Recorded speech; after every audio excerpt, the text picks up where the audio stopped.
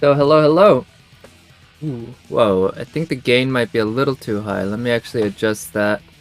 I have been kind of trying to work with some of my audio settings to make them sound a little better because it's always a work in progress, I guess. I'm always noticing that my speech is way higher than, or way louder than the game audio. And I like it a little louder, but not too much louder. But at the same time, I don't want my... Well, my mic is not very close to my mouth, so I have some issues with the levels, so I do need to give it a gain. But, so, you have to find the right balance. But anyway, today I'm playing a new game that just came out yesterday. It came out after I streamed yesterday, or at the end of my stream, and I needed to go to bed at that point. I would have loved to stream it at that point, but yeah, I needed to go to bed. But now I'm starting it, and this is Ninja Gaiden Sigma. I noticed that it actually, there's nowhere in this in the opening screen that actually tells you what game it is. Guess you might be able to figure it out based on looking at all these. But yeah, so I'm just gonna start a new game on hard and go from there. This is one of my favorite games of all time. Easily. And I did already, before I streamed, I tried running the game. I didn't really get far, but I just wanted to make sure the game ran fine and the latency issues weren't too bad and whatever. Because I've read in forums that the game does have latency issues on PC. For me, I noticed at first a little bit, and I put in some fixes, and it seemed to, at least from what I noticed, it seemed to make it better. But it could just be placebo. Anyway, let's just start and enjoy this absolute masterpiece of an action game. This is the Sigma version, which looks better than the original Xbox version because it was re-released on PS3, which is of course one generation ahead or later than the original Xbox. Okay. Let's see. Also, I noticed that I always have to turn the karma display on manually every time I restart the game. Where's the... Ah, shit. The Ninja Gaiden, unlike Devil May Cry, is not a game where you have to go, where you're expected to never take damage. The game is designed and balanced around the fact that you will get hit, you will get hurt, and you will have to use healing items or pick up healing orbs, which you'll see plenty of later in this game as I keep playing. Because even if you don't get hurt, blue orbs will drop, and if you do get hurt, which I absolutely will 100% get hurt many times as I play this game, then the blue orb drops become more common. Yeah. So having played this level many times, I have a pretty good idea of what to do, where to go, but I'm sure there are lots of things that I'll have forgotten. So I might get lost here and there, or just not be quite sure what I want to do. But for now, the very first level, pretty easy in terms of the progression. It's all very linear.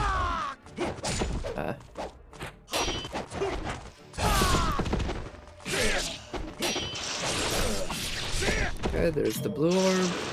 Alright, there's another blue orb. Good. Now, here's what we're gonna do.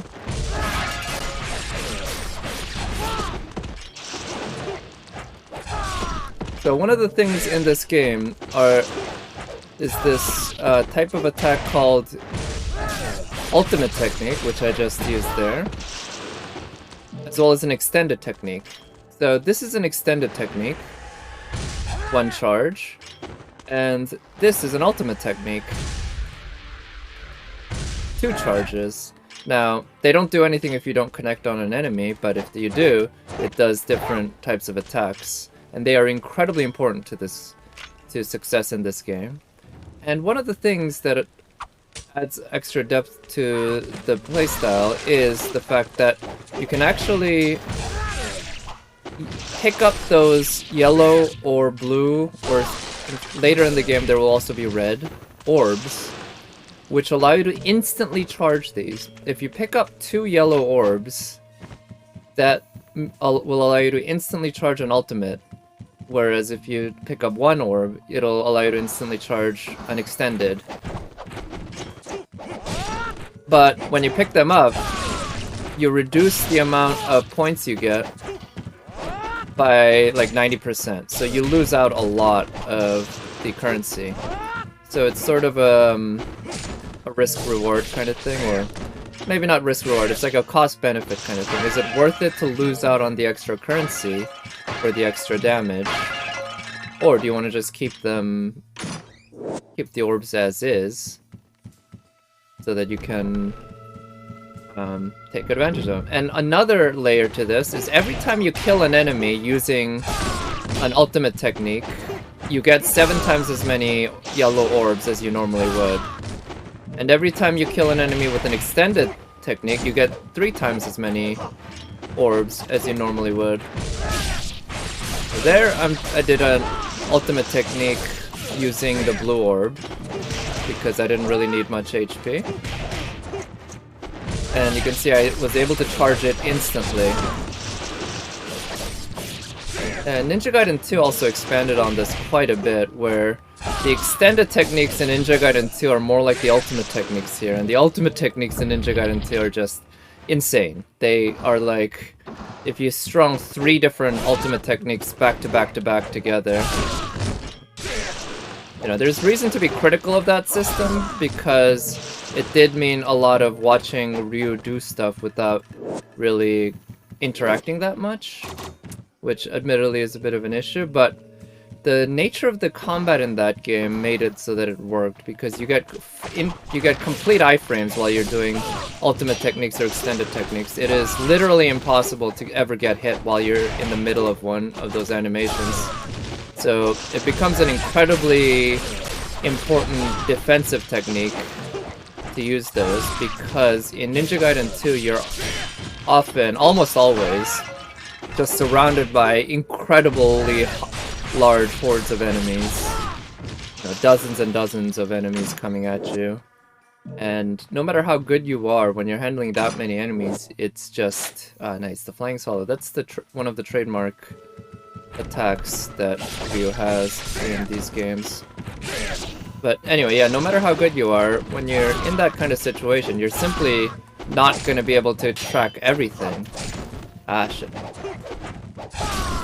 One thing you might notice is that I'm doing a lot of wall jump attacks, and that is also because you get iframes when you're doing... Oh shit, that might... no.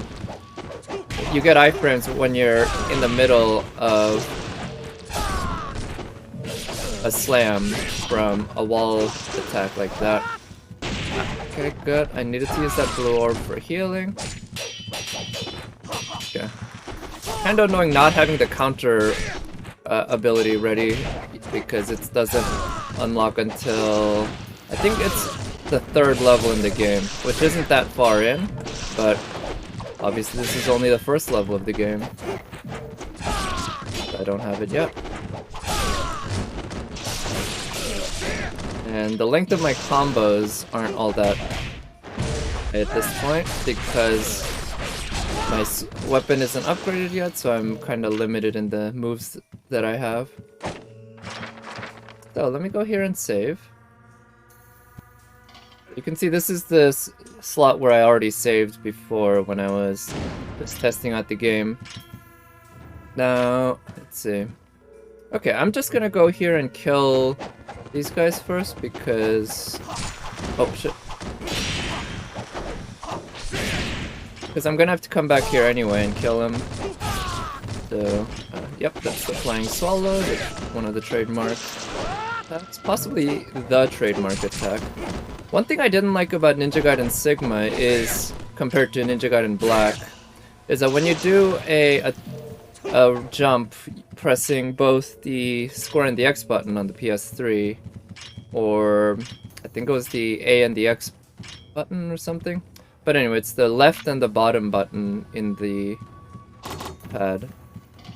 You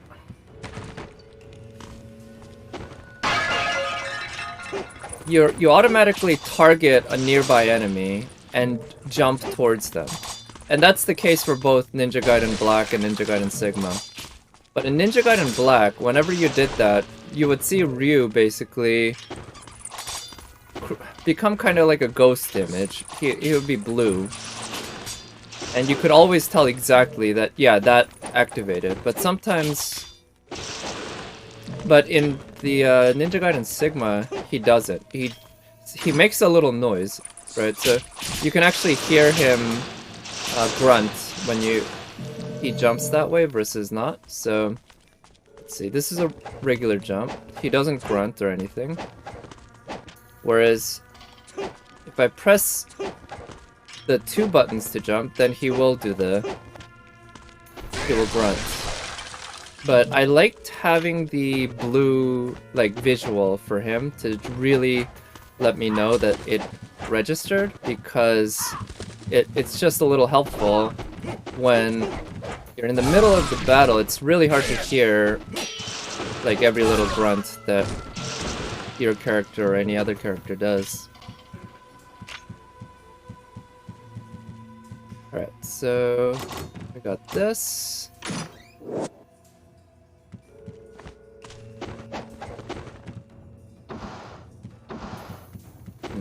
Also, I remember in Ninja Gaiden Black you could skip these cutscenes where that shows Ryu going through a door, but so far I haven't had any luck skipping them in this. I don't remember if in the original PS3 version it's also unskippable, or if it's just this PC version, or the Master Collection version, I guess, because I'm assuming that the PC version of the Master Collection is basically the same as every other version. But being able to skip those cutscenes would be nice, because it's pretty annoying having to see Ryu do that every single time.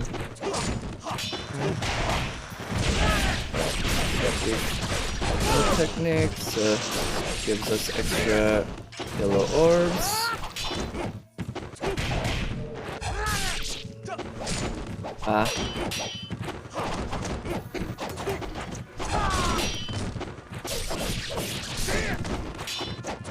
Okay. I'm gonna need that blue orb. Oh shit. Trying to iframe through that explosive shuriken is really hard, because you have to be in an iframe when at the very moment the shuriken explodes. So sort of the easiest way to do that is to use something like a wall slam attack, because a wall slam attack gives you a lot of iframes. Oh yeah, that's another thing. In Ninja Gaiden Black, when you did the wall slam attack, you actually also saw the blue, basically Ryu turn into a blue phantom thing. You know, it'd be the exact same animation, but it would look exactly the same, but he would just momentarily turn into basically a blue ghost during that, and it looked really cool. But for whatever reason, it seems in Sigma they removed it. But yeah, yeah, I did buy it, and thank you for coming by, Nat. Good to see you. Yeah, I saw on forums and stuff that this release has lots of issues. Well, maybe that's not quite the case. It's a really lazy port. There's no custom resolutions, no, shit. Yeah. Well, I guess that's mainly it. No custom resolutions, no mouse and keyboard support, which to me seems pretty huge. And from what I can tell, it also has some issues with latency, which is pretty big when it comes to this game. You need very low latency if you want to play this game well. But so far I've managed... managed alright.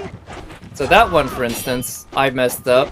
It wasn't a latency issue, it was just me fucking up, letting the guy have the opportunity to grab me. I wouldn't have been able to do any better if the latency was lower. Yeah, it is...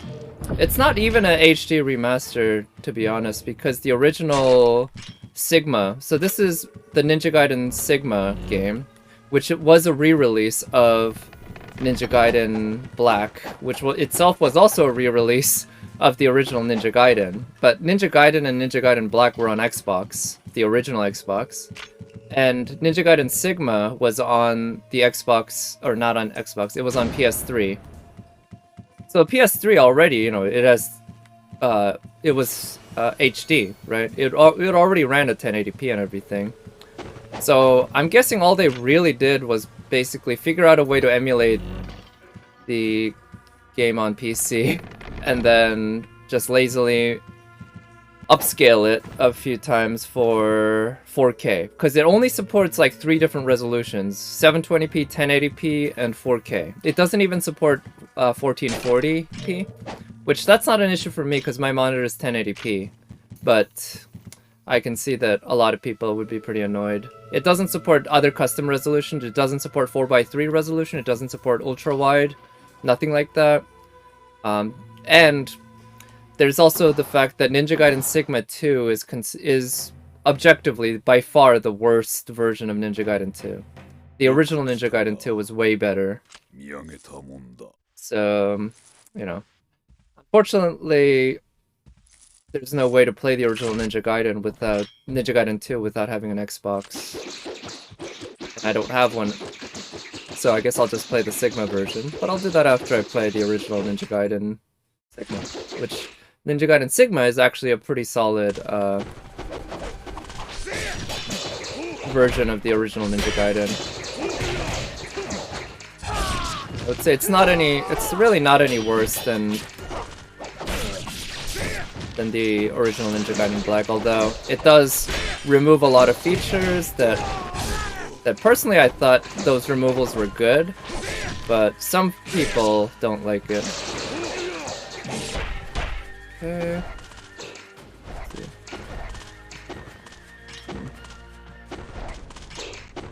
Okay.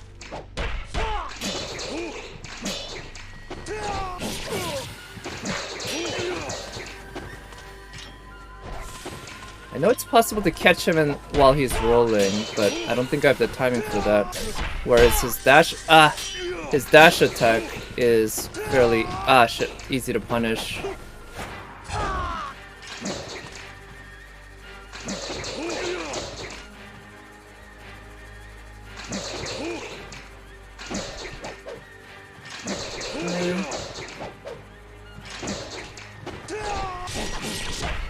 Good. Ah, shit. Have to heal up.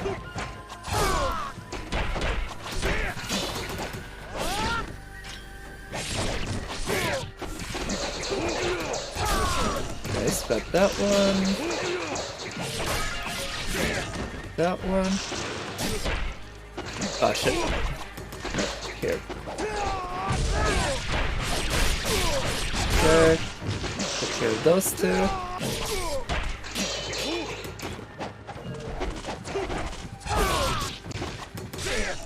That one. Got to grab me, huh?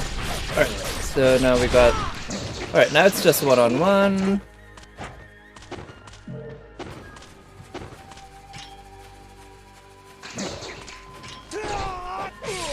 There we go.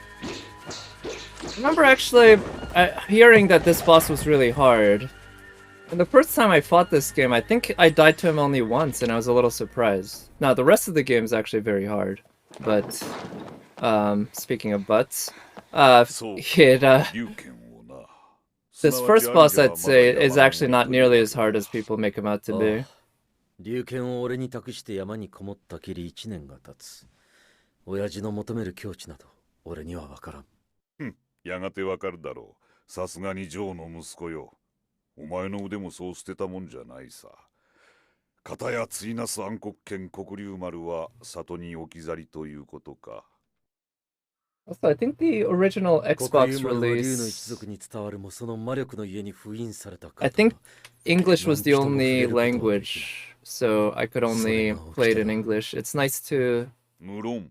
しかしそ listen れ to は them in 宝の持ち腐れ Japanese. というも I の mean, after all, they're 魔力こ ninjas. そが刀の You'd 進 expect 化 them to be speaking Japanese, right? 差し出がましいな。俺は竜の Also, I 一 think 族では Ryu's ない Japanese voice is a lot better. It's a little higher than the English one. 村井様、はやぶさのお里が。 That's a character that 竜 you might be 様 familiar with if you ever played Dead or Alive. I mean, Ryu also is a character from Dead or Alive. But INA, I'd say, is probably way more famous from the Dead or Alive series than Ryu is. So, and one thing that always annoyed me about these games is that the karma that you get at the end of a mission doesn't really mean anything. At the end, they tally everything up and give you a score, but they don't actually reward you with anything, like how in Devil May Cry, the higher the score you have at the end of a mission, the more red orbs you get. Actually, does he give me anything? In hard mode, he might not. In easy mode, he might. I think in normal difficulty, he did. Yeah, JP voice is... Yeah, I agree for the immersion. Although, to be fair, I'm not really that concerned with the immersion when it comes to these games. The stories are... Let's just say the first two games' stories... The first game's story is bad. The second game's story is absolutely awful. And the third game's story is even worse than that somehow. So, yeah, being immersed in the world is generally not too much of a priority, but it is nice to see ninjas speaking Japanese. Yeah. Well, maybe bad. It's like, at least the first game, the story is there and it serves its purpose. The second game, the story is also there and it serves its purpose, but it starts taking itself a little more seriously. And then the third game is there and it doesn't really serve much of a purpose and it takes itself way too seriously. And so yeah, it's bad. Also, you can kill these birds if you're... Maybe you can... Huh. Either I'm not fast enough or they changed it in Sigma? Because I know in Black you could kill these birds and they drop yellow orbs. Let's see, are there any bad guys here?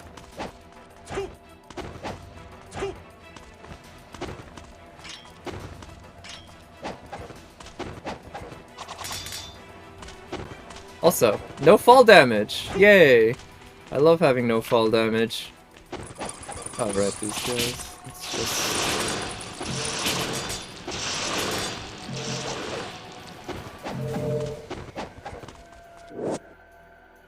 No stamina, yes, of course. No stamina. Man. A ninja that has to deal with stamina. I mean, I guess that it makes sense. Ninjas are humans just like anyone else, but... Well, maybe not just like anyone else. But let's see. It's the Ninpo... Oh yeah, because of Genshin, I've gotten accustomed to using the analog stick for menus, but of course when you're in menus you should use the D-pad. It's just bizarre to me that in Genshin you can't use the D-pad in most menus to actually like interact with the menu, choose different options and stuff. But some menus I noticed you can, which is also bizarre. Let's see if, how much of these secrets I remember. Also, because I played Ninja Gaiden Black many times, but I've only played Ninja Gaiden Sigma a handful of times. So, and there are differences between the two versions. Not huge, but in terms of like secrets and level design, there are some slight differences. So, there's stuff that I might not remember very well.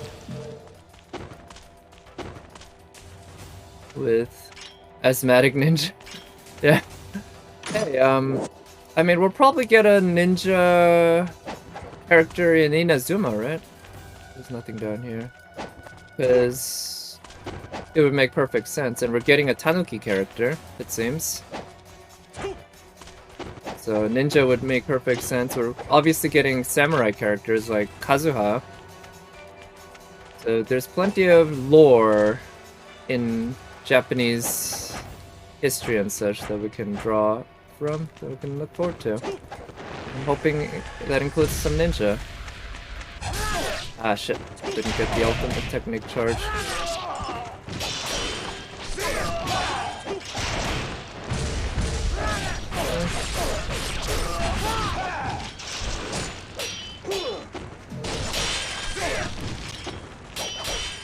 Now, there's an encounter later on in this level that involves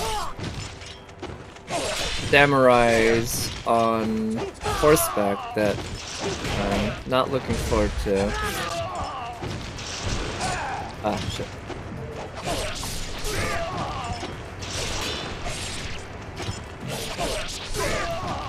But yeah, whatever ninja we see in Genshin Impact, it's not gonna be, at least he or she will be able to climb all over the place. So Ryu's pretty limited in his climbing. He can't climb like Genshin Impact characters. He can wall run, sure, and he can, oh yeah, he can run on water, which is pretty, that fits a ninja pretty well. But if you look at this, and hell, even Chi-Chi could climb this, and she has, I mean, we all know what issues Chi-Chi has with, you know, cliffs and stuff. But Ryu can't. This is as high as he can go. The 3 characters. Yeah, so let's see. So the characters we saw, I like the Tanuki. I'm not sure about the design of the archer, but I'm excited to learn more about the gameplay. Yeah. Then what? Oh, I guess there's Ayaka, who we all kind of knew what she'd look like. I saw some animations earlier today on Twitter of Ayaka's burst and some of her attacks. They look really nice, like really nice. I'm not a huge fan of her hair. I think the Hime cut works in general, but for whatever reason, it doesn't look so great on her. But I don't think I'll really pull hard for her, but I'll probably at least do some pulls for her when she comes out. Ayaka. Yeah, that might be the same link that I saw actually for Ayaka. Either that or the Archer? Because I saw the Archer gameplay as well.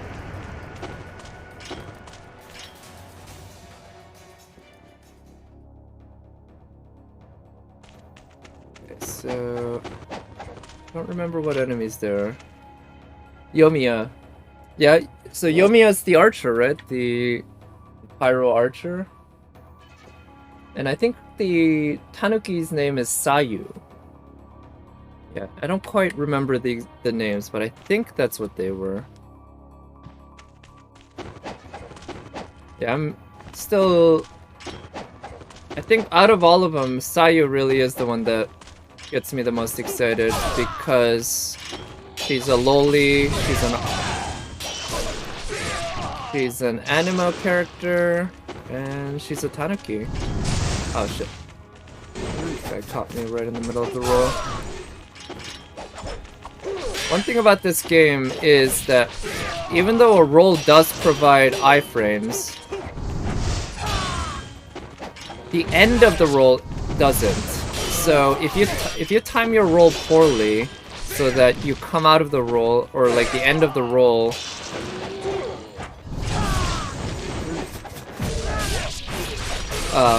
so that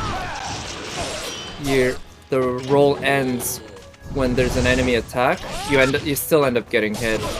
So the timing on the rolls, I mean, of course, in any game like this, the timing that you have on your dodges with iframes matters a lot.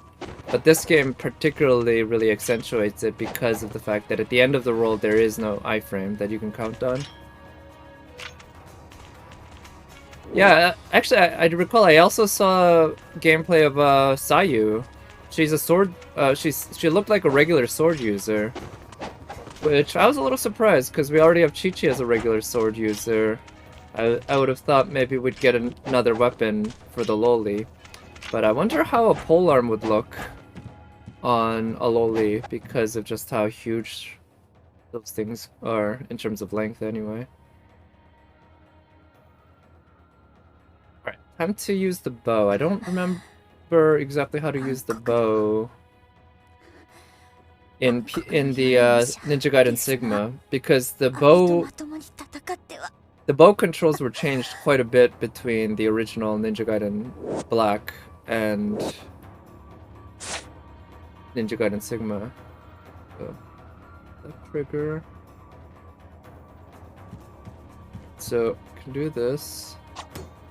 Wait, no. Do I need to equip the bow first?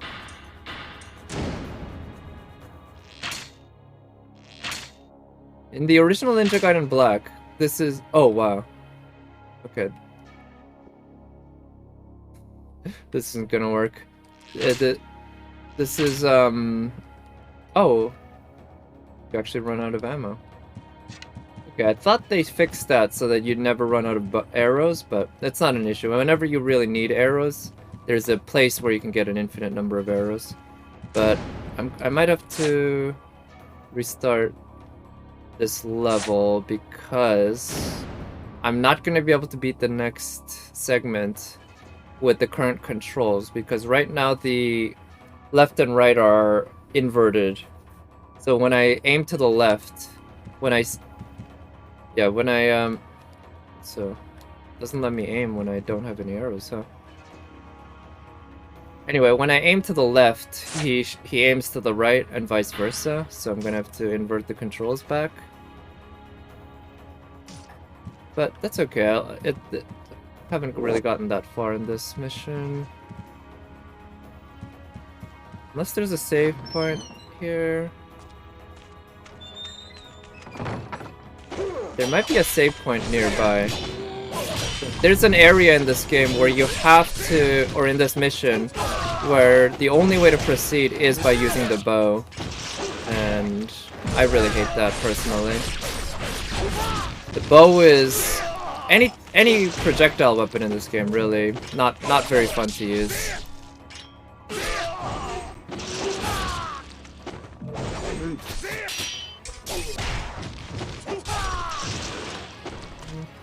Nice. So, unfortunately I'm out of arrows, but if I had an arrow... Wait, does this guy... Some of these... There's always a body around that has an infinite number of arrows you can just pull out of them when in any area that needs infinite, or that needs you to use arrows in order to proceed. It's actually, this area you can beat without using arrows, but it's a real pain. It's a real pain with arrows too, because arrows are just always a pain to use. But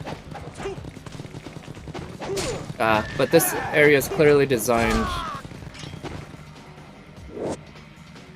to be done with arrows. Oh, come on.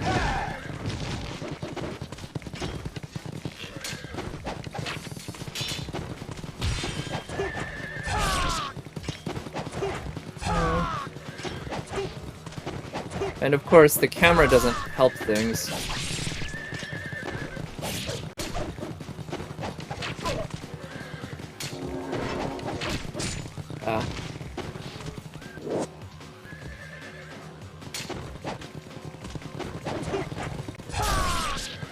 Go.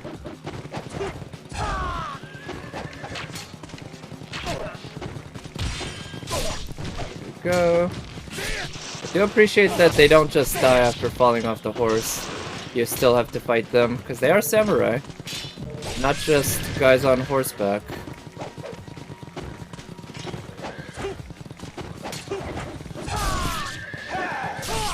Okay. That.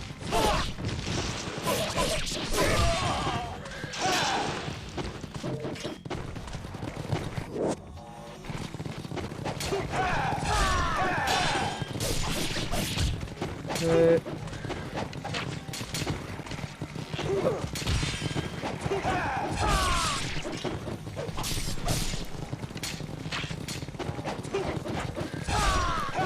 Ah, shit.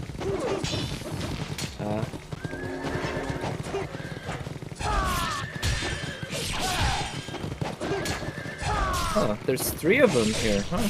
It looks like there's 2 guys with pole arms and one with a bow, which is different from what I remember. I remember there always being only 2 at a time that you have to deal with.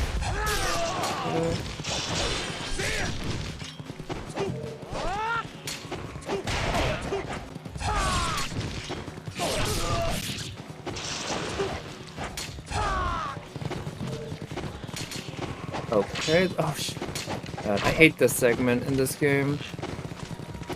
Like many action games, Ninja Gaiden doesn't have full confidence in its own action and ends up trying to break up the pacing with different types of gameplay and different types of action. And it's unfortunate because this is a game that does one thing really, really well, and that is melee combat. Everything else, it's kind of mediocre at. Mediocre to awful.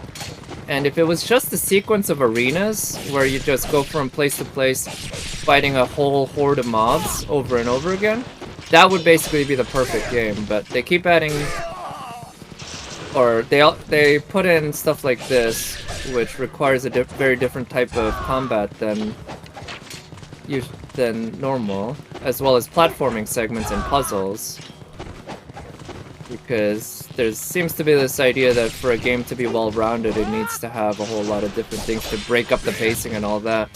When all I really want is balls-to-the-wall action, start to finish. That's good pacing for a game. Just constant action, same thing over and over again, just make it harder each time. Or not every time, I guess, but just keep bearing up the enemies and such. Yep. Here's me, Bal, Yoimiya, and Ayaka in a row. You'd like all 3. Yeah, that's the tough part about getting lots of good characters in a row, right? That you want. Just gonna have to make a decision. You can always get lucky, though. Ghost of Tsushima, yeah! Ghost of Tsushima, once I get a PS5, I think that might be a game that would be a game that I'd probably want to, yeah, just prioritize, because it does look like a nice game and it looks really pretty.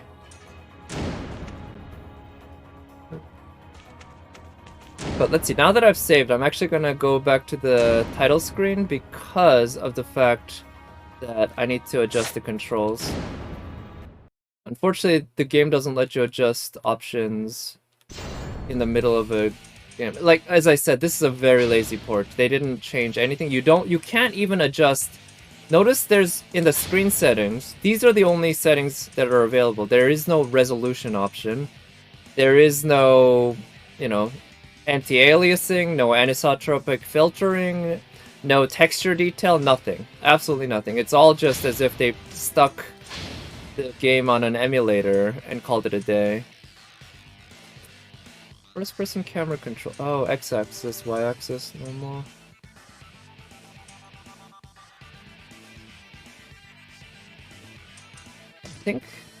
I think that'll do it.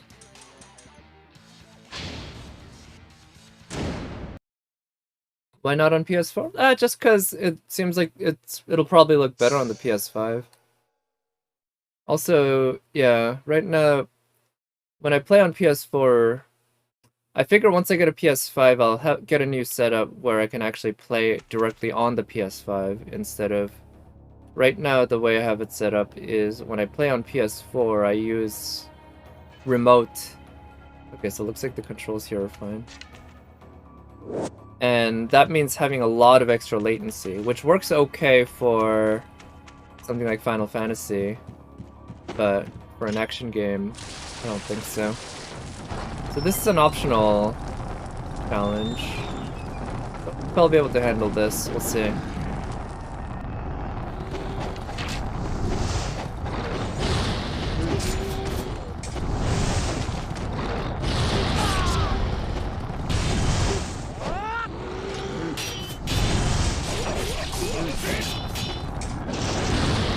So I just noticed this. Turn on the karma display.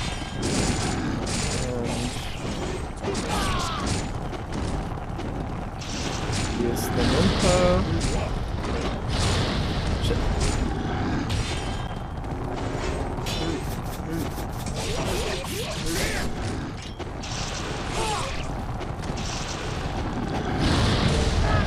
Ah, shit.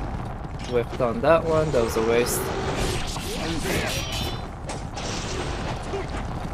Yeah, this karma display is very useful because it allows me to actually tell exactly when a character is dead. The game doesn't do a great job of communicating to you when a character is dead, just from the animations. So by looking at the kill counter, I can tell, oh, this enemy is dead at this point, so I can move on to another enemy or something like that.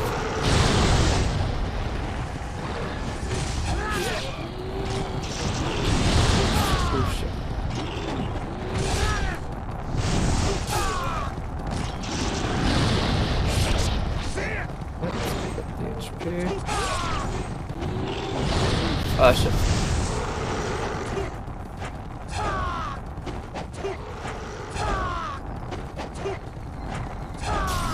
There we go.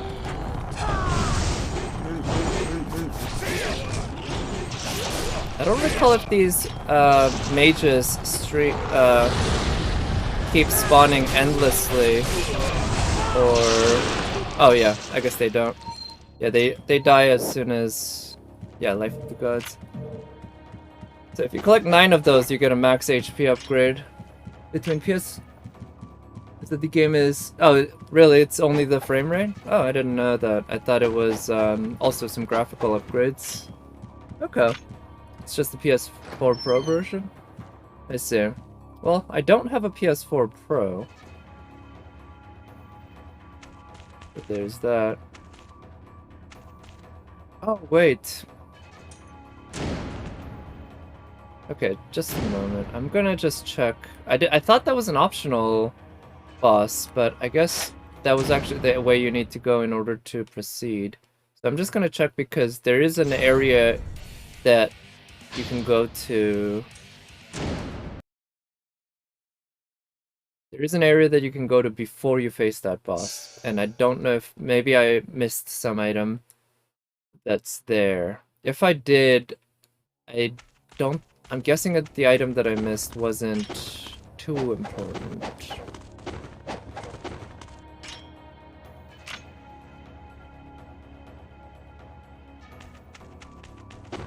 But there might be some sort of blue orb. So I know this is the way you go later on in the game.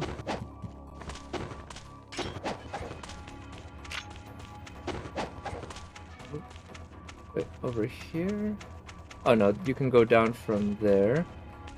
And you can interact with something here. Okay, looks like there's actually nothing. Also, you can't... These things don't drop bamboo. Did you know that? Yeah, very unrealistic. Not like Genshin at all. Alright, so I'm just gonna go back to the previous save so that I don't have to do the boss again. Looks like I didn't miss anything.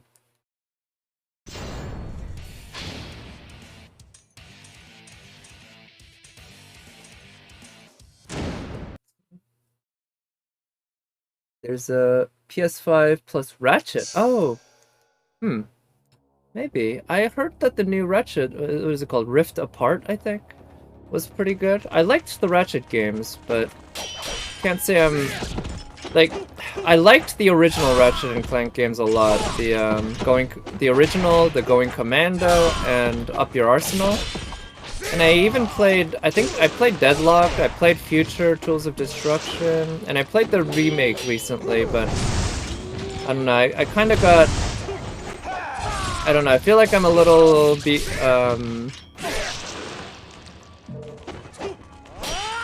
I've gotten kind of bored of the whole formula. Fundamentally, I don't enjoy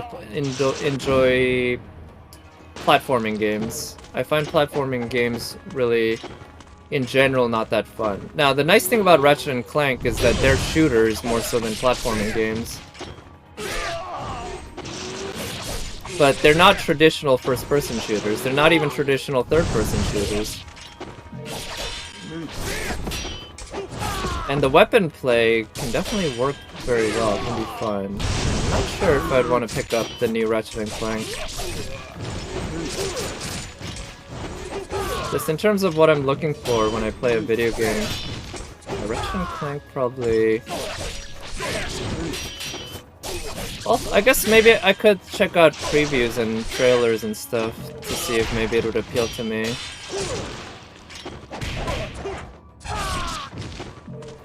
One thing I never really noticed when I first played the game, but I think I'm noticing now, is that the samurai are definitely tougher than the ninjas. The ninjas are...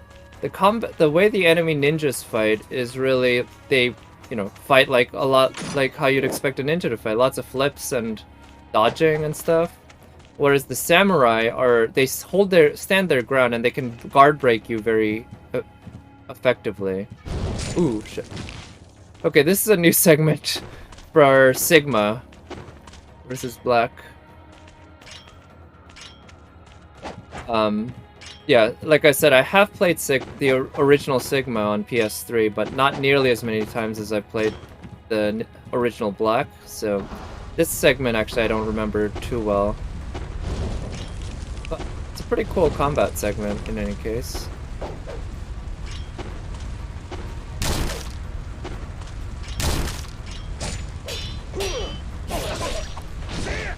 Okay, so this area kinda hurts your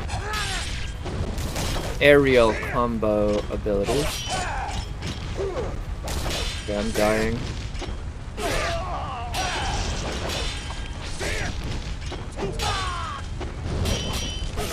Oh, and there's fire too. Fun. The blue orb.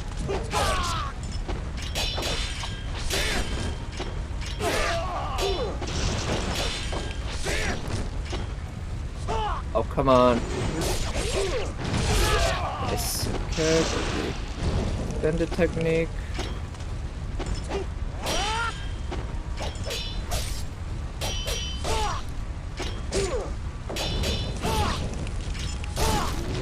Jeez. Oh shit. I didn't even notice that my HP was that low. Let's see. I'm not sure what actually ended up hurting me so much because I wasn't getting hit that often, but maybe the hits were really hard. Sekiro in the environment? I guess it would, right? Sekiro I actually never played, but that's also it takes place in Japan, right?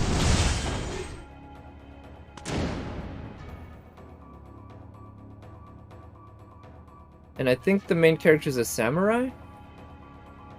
The fire that doesn't burn you... Oh yeah, right. But some fire burns you, right? Yeah, and I guess that's one of the great things about this game. It is based off an 8-bit game from the NES called Ninja Gaiden, right? And back in those days, you know, realism wasn't really the concern. I think the original Ninja Gaiden might have even been an arcade game? Maybe not. But it was just fundamentally, it was just about you controlled a group of pixels that kind of reminds you of a ninja, and you go around trying to avoid attacks from enemies and trying to survive. There's no real attempt at trying to making this a realistic game or like a realistic setting in any way. It's just you might as well be controlling chess pieces on a board and saying that, you know, that simulates a war or whatever. And this game really leans into that, and I think that's good. I really don't like it when games try too hard to be realistic and end up they end up losing a lot of what makes games fun. Okay, is the fire hurting me? I'm not sure. I notice I'm getting some chip damage. It's a little hard to see my HP bar actually.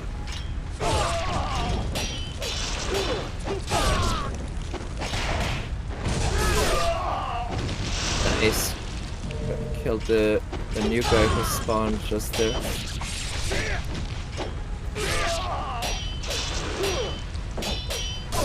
Not being able to counter is pretty annoying. Counters were all that huge a part of this game, but having it in your back pocket is always nice. And you get that ability in the third level of the game, which is pretty early on, but not quite yet. Let's see. Fire. Can I destroy that?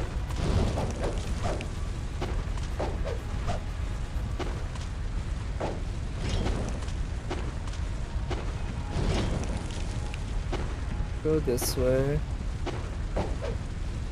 There's nothing there. Oh, there's something here. Team Jean, Jingchu, Lisa, Zhongli. Oh yeah, Lisa. Yeah, because you built her up recently, right? So I get the sense that this might be a Chinese character that they're doing. This wouldn't be the first time that they did that in a Ninja Gaiden game. So you're doing what? Electro charge with swirls, and you got a shield. So if you were to read the manual, you would know that that woman is Ryu's fiancée. But like I said, the story in this game, it doesn't really matter. It's just barely an excuse to make this happen, which again, that's one of the strengths of this game, I think. And this boss fight was a new addition to Ninja Gaiden Sigma. I've never been able to beat him.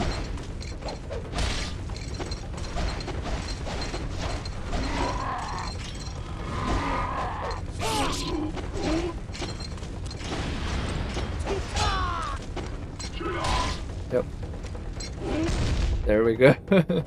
Because in the original Ninja Gaiden Black, you just had a cutscene where Ryu gets killed. 30k with Hold E, nice.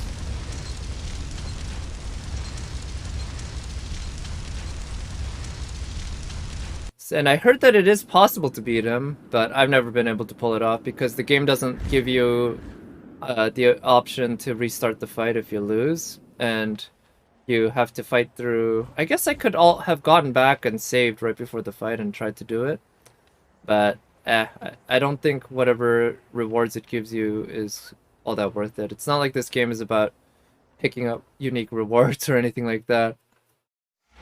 I'm guessing it might give you like an extra potion or something like that.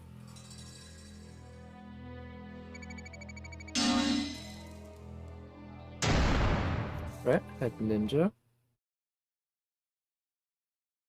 I didn't quite catch that. That was quick. Also, not a big fan of Ryu's default outfit. I think his classic ninja outfit actually looks a lot better than this Leather Daddy outfit. Also, he never uses those weapons in the game. Like, they're not a weapon that you can use. Which seems a little silly. あの暗黒の侍はビゴル帝国の重機卿、その名はドーク。神聖皇帝とやらが的を黒竜丸の力を我が物にせんとしたのだ。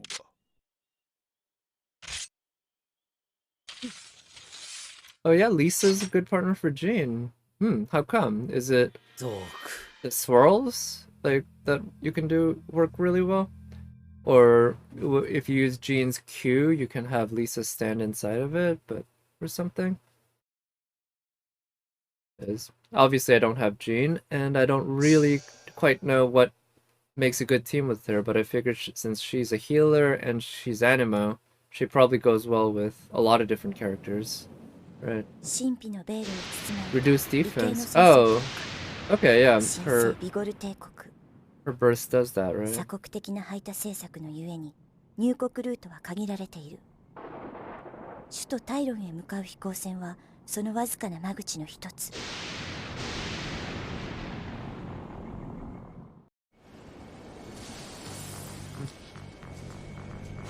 Also, the pacing of this game, right? So now we're traveling by airship to get to Vigor. And even before we have any sort of setup of the status quo, we're already getting another airship coming in and hijacking the airship that we're in. We don't even... There's no real, like, sense of status quo, like, oh yeah, we're on an airship and we're safe. No, it's immediately there's bad guys appearing on the airship, in another airship, to come and, well, kill you. That's what they're there for.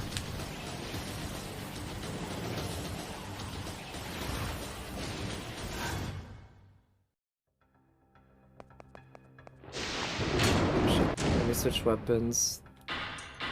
The bow's just kind of useless for the most part. Jingchu burst with... Okay, yeah, electro charge makes sense. No time to be sleeping. That up.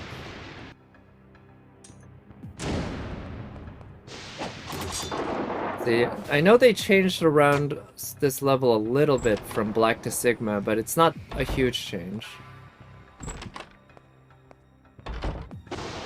And I think I recall the change was a vast improvement, but I don't remember it exactly.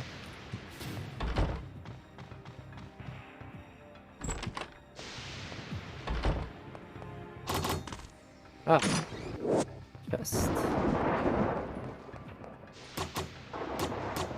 Huh.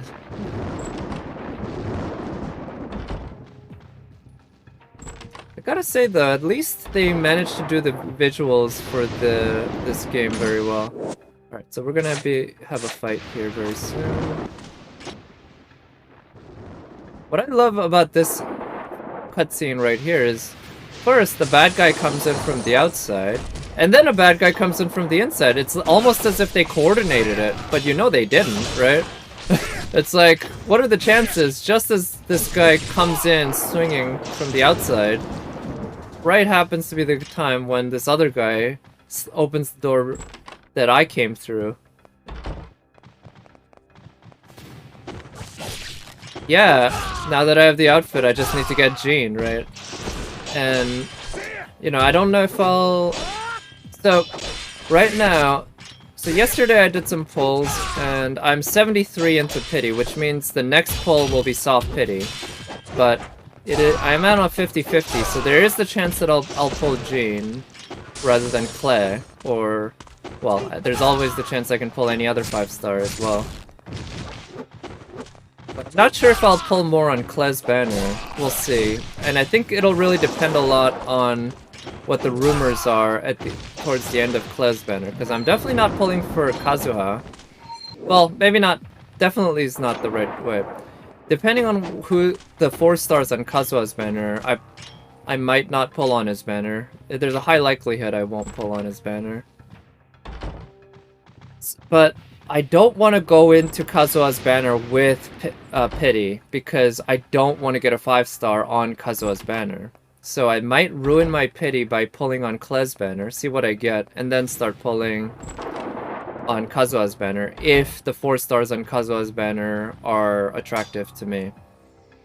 If not, then I'll probably just skip the whole banner, and I'll skip the rest of Claire's banner.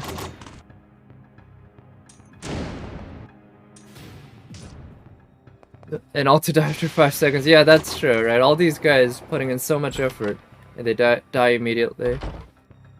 It'll be very probably Yoimiya and Ayaka. Yeah, so is Yoimiya supposed to be a 5-star? So is the expectation that the next banner will be Yoimiya and then the one after that will be Ayaka? Because if Yoimiya is a 5-star, that would make a whole lot of sense. In which case... Yeah, I guess a lot of it will depend on the 4 stars. It's a 5-star. Okay. It'll depend a lot on the 4 stars for Kazuha's banner. And I know they'll release that at least a few days before...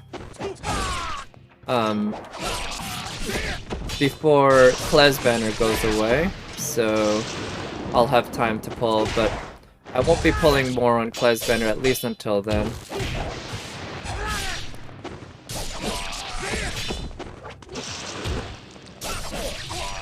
That makes me wonder where Sayu's banner will be. if Saya will be released with Yomiya or if she'll be released with Ayaka. I could see a good argument for both. Because Ayaka is definitely the more well-known and more popular. Whereas, and for that reason, Bruno flying. Wait, I already have this technique.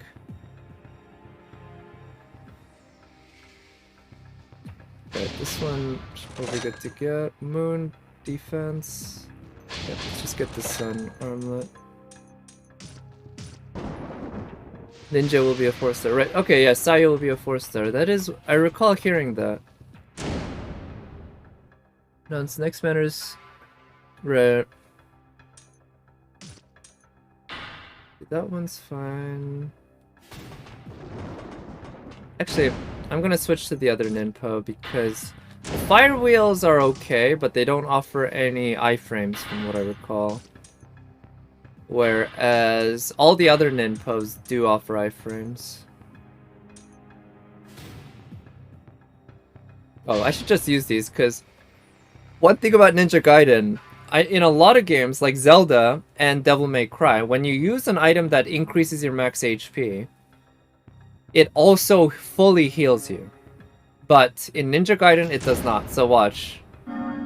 I just increased my max HP. Not only did it not fully heal me, it did not even give me that extra HP that I gained. That extra max HP that I gained, right? It just extended the size of the HP bar. So you can tell what kind of game this is in terms of how much comfort it's gonna be giving you. Probably a character with Yomiya already knows. Yeah, so that's what I'm thinking, that if they release Saya with Yomiya, it would make some sense because Ayaka is already so popular and well known. At the same time, I feel like maybe they'll just put Saya in the second banner so that people have to wait for her. But if I had to guess, I think I would guess that Saya would be released along with Yomiya. In which case, I guess I'd probably do some pulls on Yomiya's banner.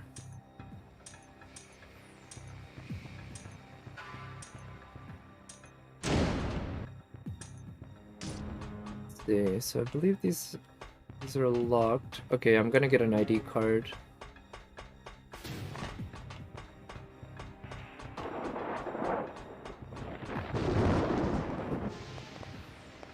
Oh, Yomiya, yeah, that makes sense. I wonder what other 4-stars will be on their banners. I know at this point there's just no information, right? Because the only way to really know about the 4-stars is to have actual leaks of the actual banners. I wouldn't be surprised if even MiHoYo itself hasn't made a full decision on that yet. Alright, now I can finally do longer combos because I did upgrade my Dragon Sword, so I get more moves and more combo. Fortunately, I don't have the Izuna drop yet, but I'll get that soon enough. You hope Yanfei. Oh, yeah, that's definitely a possibility. Although Yanfei having been released so recently, I feel like it would be less likely. But that said, didn't we have like Barbara fairly recently, and now she's on a banner, so it's certainly possible for us to get a repeat that quickly. Yes, also Rosario, right? I know you want Rosario as well. Okay, maybe I might as well just... Yeah, I'll start overwriting. 4-star pity. Yeah, hope it'll be Rosario during Kazuha banner. Yeah? I mean, yeah, I hope so too. But we don't know which 4-stars on Kazuha's banner, right? I guess Rosario can always spook you, so there's that. Let's see, so I don't remember fully exactly where I need to go. Also, the Golden Scarabs, there's 50 of these in the entire game. And if you collect all 50, you get some bonus. I don't remember what you get Actually, and I don't remember all 50 locations, that's for sure. Let's see. Did I get the ID card? Yep. Oh! I just noticed I forgot to put on the sun armlet. That actually makes a difference because the sun armlet... Whoa. I don't know about these enhancements. This is the first time I'm seeing this. I don't even remember this from Ninja Gaiden Sigma, the PS3 version. It certainly wasn't in Ninja Gaiden Black.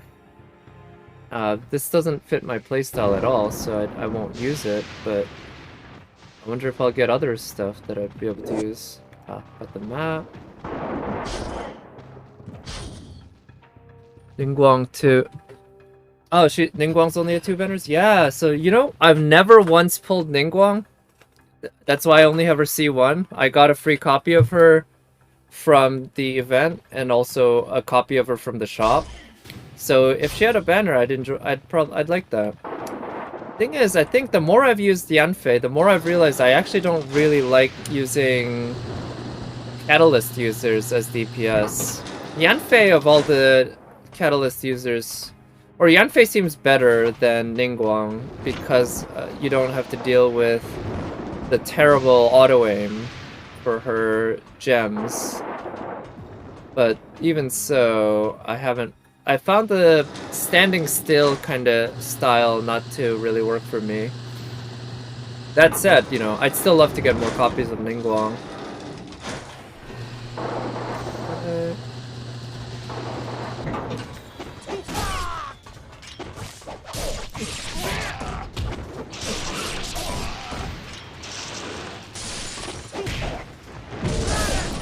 Go. I love how these guys just walk right into my attack while I'm comboing. Definitely helps a lot.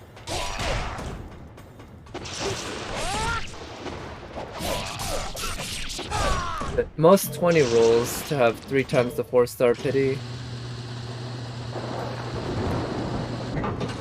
Wait, at most 20 rolls to have 3 times the 4-star pity? Wait, so 20 rolls guarantees you 2 4-stars, right? Because 4-star pity is only up to 10.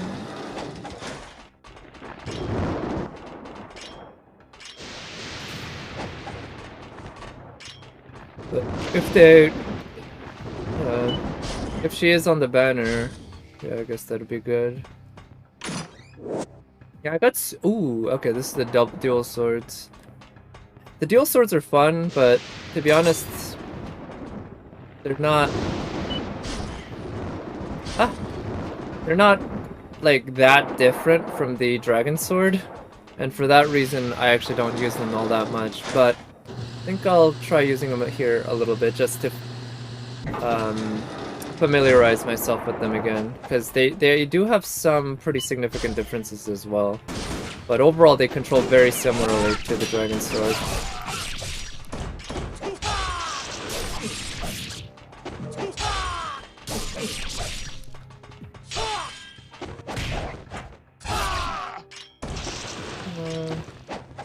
There's nothing here.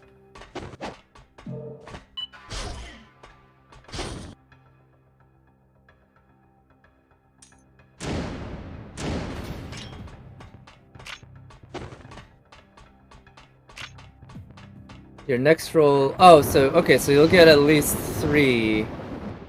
If you do 21 pulls, then you'll get at least 3 4-stars, right? Although, there's always the chance that you'll get 2 4-star characters and 1 4-star weapon. Which would be annoying. But yeah, I got really lucky with my 4-stars when I pulled yesterday because I got a spook, which was Jingchu.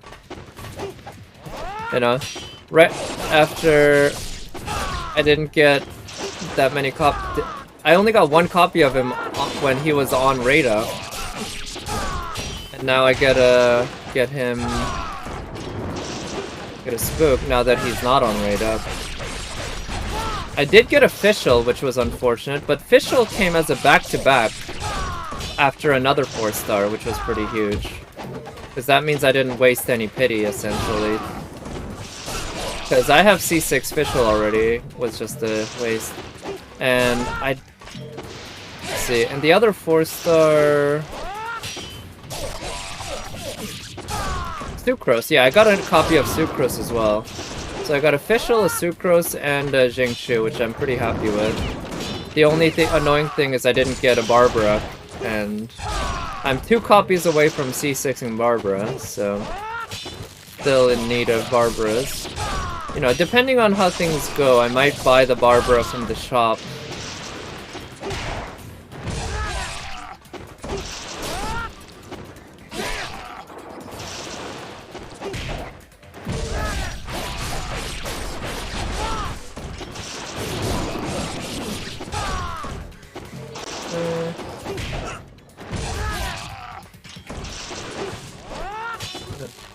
Yeah, if Yomi and Ike are next banners, it's hard to get both. Yeah, absolutely.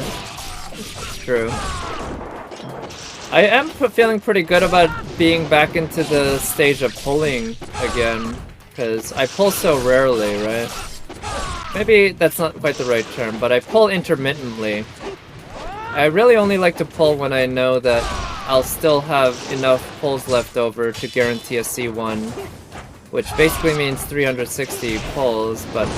Well, I guess that's not quite true. I haven't actually hit 360 pulls saved. But given what we know about the future, I know that I don't need 360 pulls saved, because you get pulls during banners and stuff.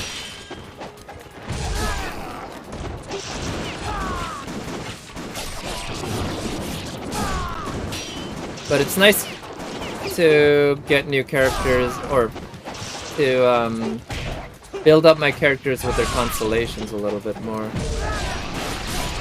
It's all to get the chance to get a 4-star weapon, right? The trail for Iden Ring?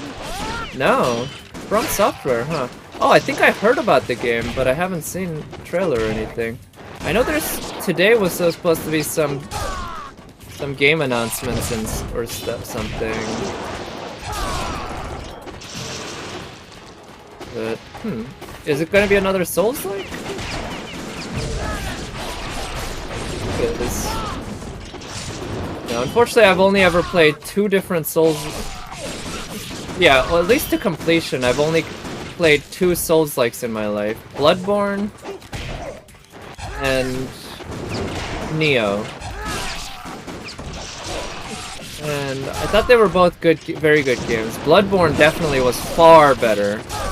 And it's not because Nioh's a bad game. It's because Bloodborne is just an insanely good game. It's kind of ridiculous just how almost perfect that game is. But besides Bloodborne, I haven't played any Souls-like game made by the OG Souls inventors.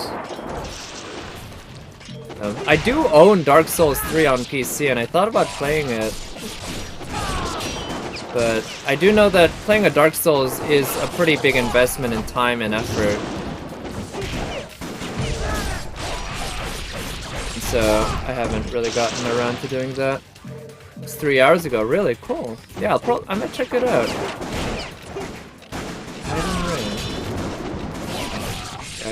You can definitely expect that From Software making a Souls-like game would be pretty masterful, right?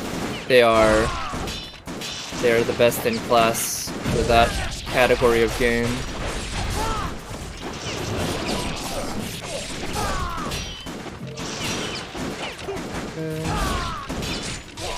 There's a lot of Ninja Gaiden that you can tell the fighting game pedigree that went into making this game, because there's a lot of tactics that correspond to fighting game tactics, such as using throws to punish enemies for blocking, right? Because if you're Ryu and you turtle by blocking all the time, and almost every enemy, maybe every enemy, but certainly almost at least, has a throw that they can do on Ryu if he's blocking. And the throw comes out super quickly. You usually don't have enough time to roll out of the way. if they start the animation. So basically you have to be rolling constantly if you see an enemy that's near you, because otherwise the odds of them grabbing you and doing massive damage that way is very high. Okay, that's 70 kills. I believe there's only a 100 kills here.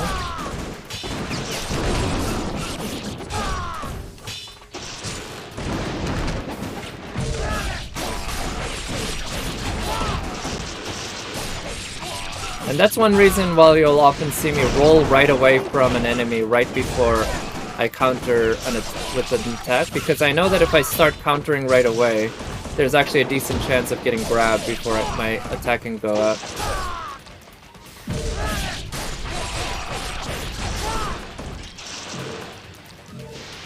Looks like it's only 80 enemies, not 100.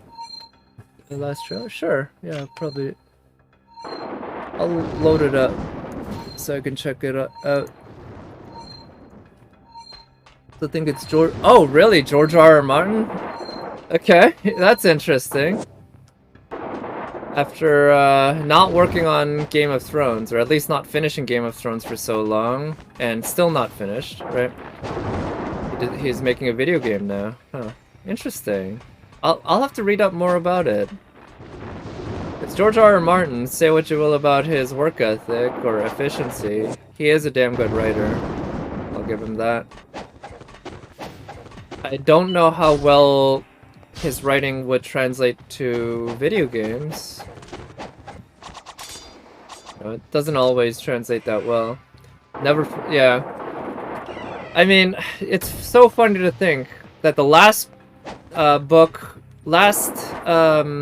Game of Thrones book he wrote before the very first episode of Game of Thrones, the TV show, came out. So, all the way from then to now, which has spanned, what, at least a decade by now, right? He has yet to write a single other Game of Thrones book. At least, I think he might have written like not like an actual novel in Game of Thrones, but like an explainer or something. But he hasn't written the next part. Oh, nice, this is where I get the counterattacks, yep.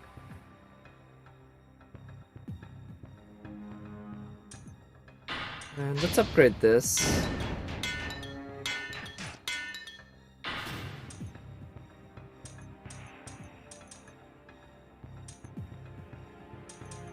Hold. I think I'm okay with healing items for now. So, I'm just gonna... also, can I... No, looks like you can't switch weapons this way. It would have been nice if they allowed you to use that menu to switch weapons, because in Ninja Gaiden 2, you can.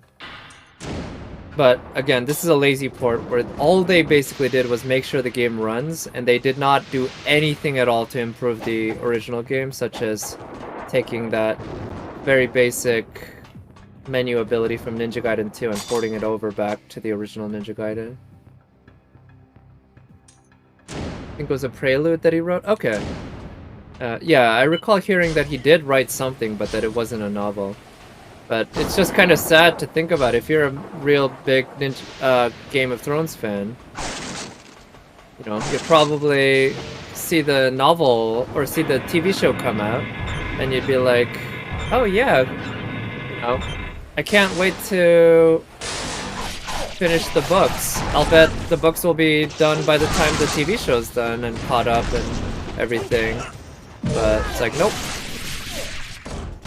Okay, so that's the ultimate attack for that.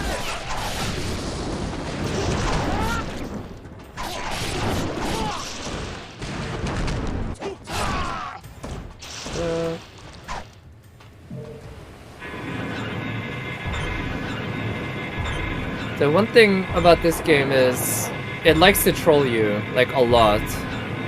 So, watch this. Right after I do this...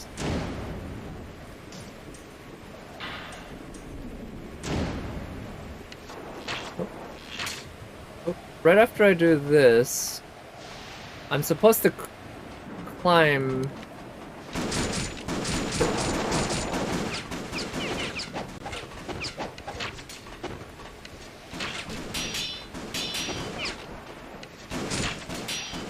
And if you get shot while...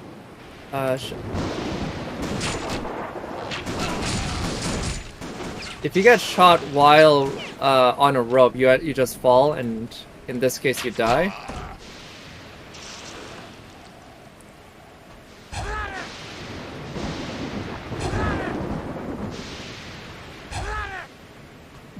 Go. And yeah, those enemies, you cannot possibly kill them with melee weapons, because if you try to get near them, you can't. You just end up getting shot and die. So it forces you to use... So if I'm doing this and the enemies that were there shoot me, I fall and I die. So... also, what they do is make it so that the enemies who appear don't appear until a little after you activate this. So what happens is... Also, how do I actually drop down? I don't remember the controls. Okay. I feel like I'm missing something here. He's not dropping down. Okay, I guess I have to press down. And so it's easy to, if you're a first-time player, it's easy to just start climbing that, and then get, oh shit, I might die. Oh wow, nice.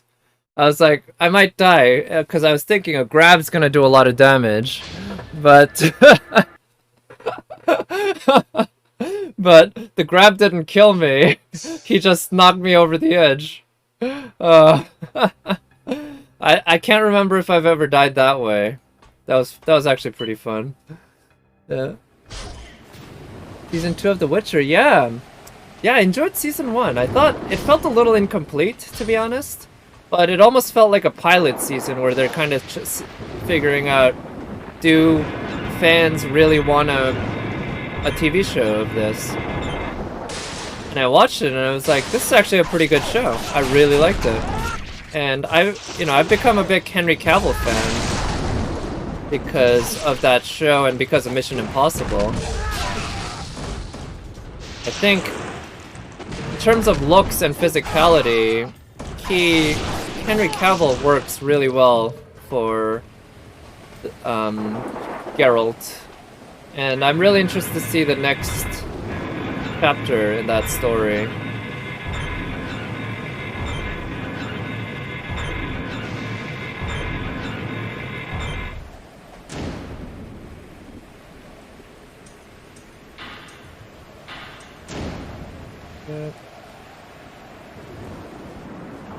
Also, one thing about the controls here, it's a little different from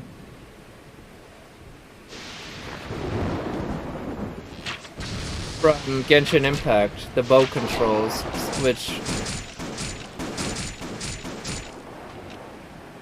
resulted in me struggling a little bit, because in order to aim, you actually need to use the left analog stick instead of the right analog stick. And also, in order to shoot, you have to press B rather than using the right trigger. Also, you don't have to hold down the left trigger, but you do press it once in order to aim manually. So yeah, it's like all my instincts are wrong because I'm so used to aiming with Genshin Impact controls. But anyway, now that I've saved, I won't have to go through to do this fight again. I wish there was a faster way to move this way. Also, one thing I hate about, or actually I guess you can pause, about Ninja Gaiden is you can't pause while you're jumping. That always kind of got me. First book. Oh yeah, the first book was a collection of different stories. I remember hearing about that. And I really did like the, how it played with time.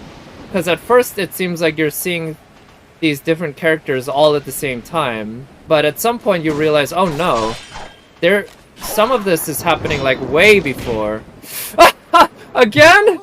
You would have thought I'd learned my lesson, but I positioned myself right there and I let myself get grabbed. Oh my god. Oh god, Jesus Christ. Alright, third time's the charm. I could see the guy doing the grab attack, and... It's kind of annoying fighting there, because when you start doing aerial combos, you end up... you can accidentally just fly off and fall off. So the way I play on this segment is a little different from how I'm normally used to playing. Yeah, this guy is way harder than the first boss.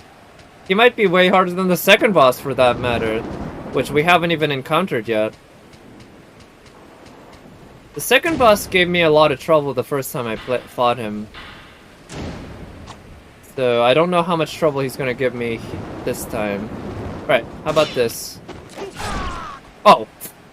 Well, see, there you go. That's what happens sometimes when you do an aerial attack.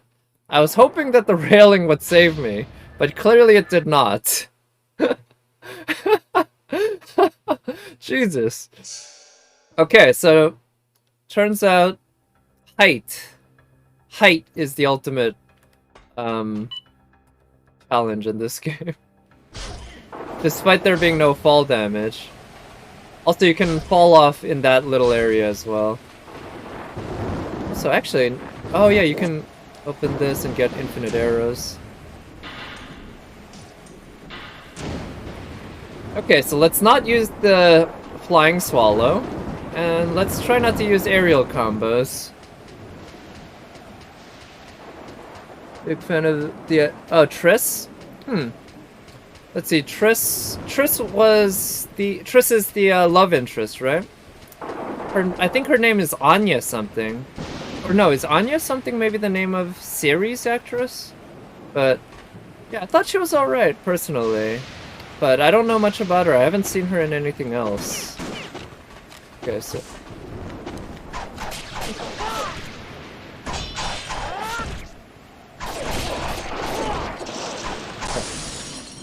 well, just do ground combos. There we go. Right, let's not fuck things up here. Try to get back safely.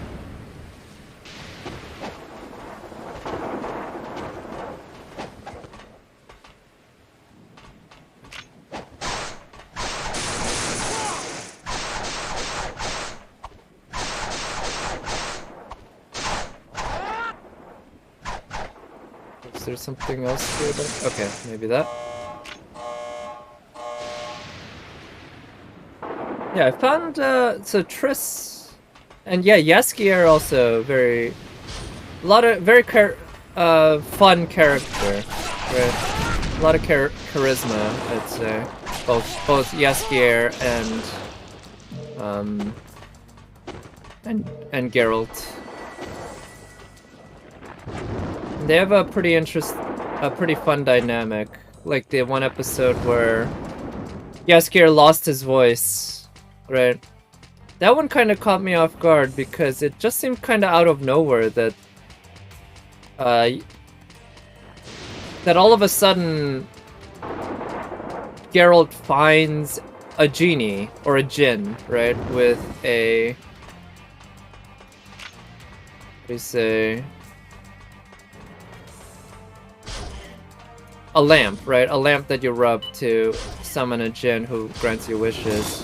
That's usually the kind of thing that in a regular story appears like at the end after you do a whole lot of struggles and stuff to find it. Yeah, toss a coin to sure that song. It was I guess it was a meme. It is a meme. It's a very good one.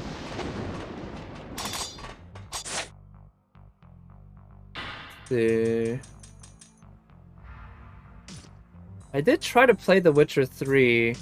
In fact, I installed a mod. I installed many mods actually, but one that made Geralt look like Henry Cavill from the show, which I enjoyed. But to be honest, I did get a little bored of it. and never got back to it. I guess the combat just didn't do it for me. I actually also decided to just say fuck it and make the combat really easy by putting in some feats. Oh, right.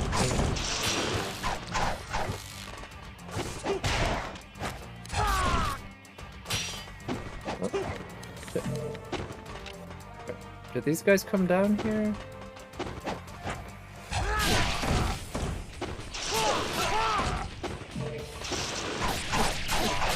But I could tell that The Witcher 3 was an incredibly well-made game. Like, the pedigree, or not pedigree, just like the level of the quality and the attention to detail in so many things was just off the charts. It was very impressive. And also very beautiful. Graphically, I was very impressed.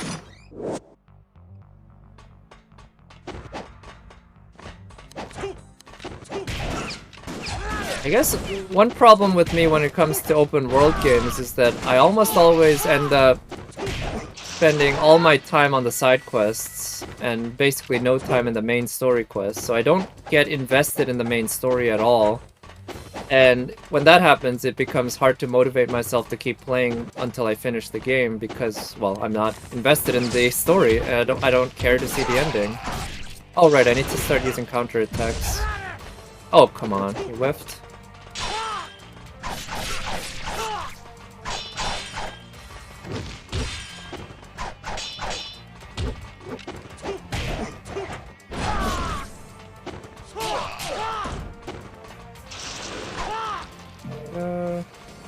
More enemies?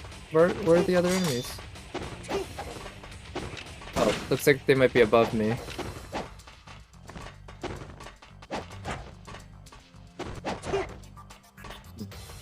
don't quite remember the proper way to climb up this area. Skip this? Yeah.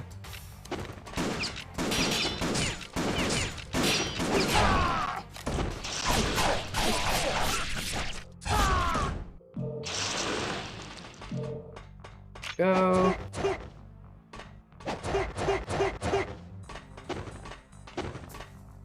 I also remember that there is a golden scarab somewhere in this area. I'm gonna just look for it. I guess if it takes me forever to find it, then I'll just give up, but pretty sure it's not that hard to find around here. 3 is probably the best written secondary quest. Yeah, that's what I heard too, that what is it? I saw some video of showing some guy talking about his experience with one of the side quests involving this duke maybe, who abused his wife, but at the same time, you know, he was in love with her, and the wife had some issues. She cheated on him, and all of that, and it's like, there was no really good person in the whole story. And it seemed like a really neat little side quest that, you know, depending on how you play the game, you might never, ever run into it. Yeah. Side quests are better than the main of most games. Yeah, that, you know, oh, here's the scarab. That wouldn't surprise me, because the side quests that I had seen already were very good. I was very impressed with the detail they put into the world and just how believable they made the characters with their different motivations and everything. And I think, yeah, I got to a part where Geralt does meet Ciri. Because at the beginning of the game, at least, it's all about trying to find Ciri, I think. And I think he also teams up with Triss at times. But this has been maybe almost a year ago, the last time I played The Witcher 3. So, don't quite remember. Alright, here we go.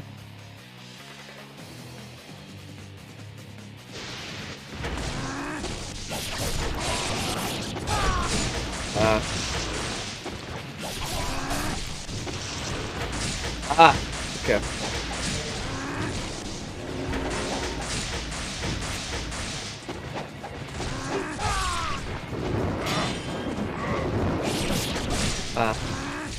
Okay. I need to stick to 2-hit combos.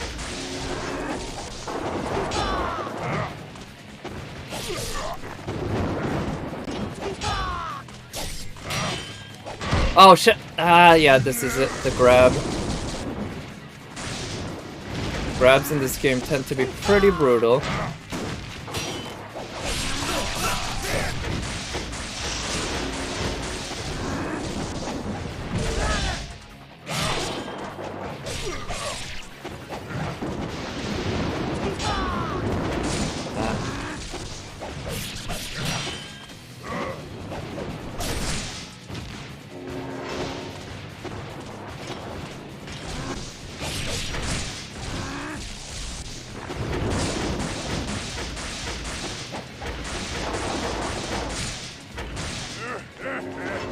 You know there's a way to dodge his shooting attacks pretty consistently by rolling to the side, but I guess my instincts on that just aren't there right now.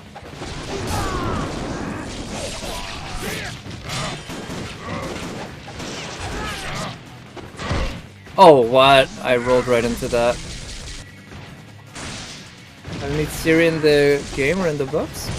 I mean, sure, I don't really... you know, mind spoilers or anything like that. Ah, shit! Yeah, he's saying that.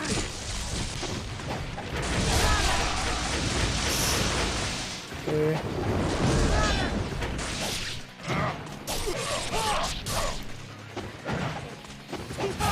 There we go. Had to use too many items, but it's actually not that hard to replenish items with orbs.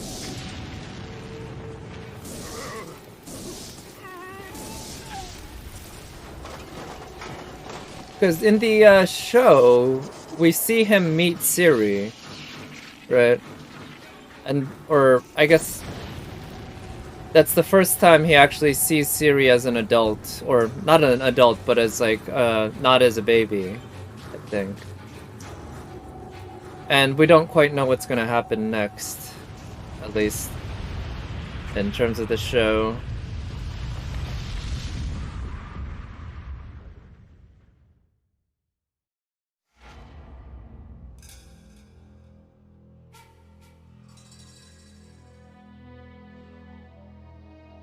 Okay, guess I took too much time. How many points is that? Head Ninja. Keep getting Head Ninja. I don't actually know the order of things. I know Master Ninja is the top.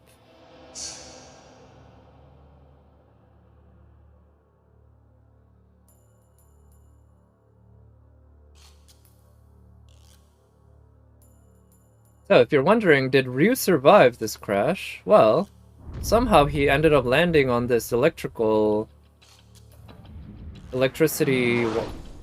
power, and naturally he decided to do this to get to into the city instead of, say, dropping down and walking through the forest like a normal person. And luckily enough, right where he drops happens to be this dragon statue that allows him to save, which is convenient enough because I haven't had a chance to save after that boss.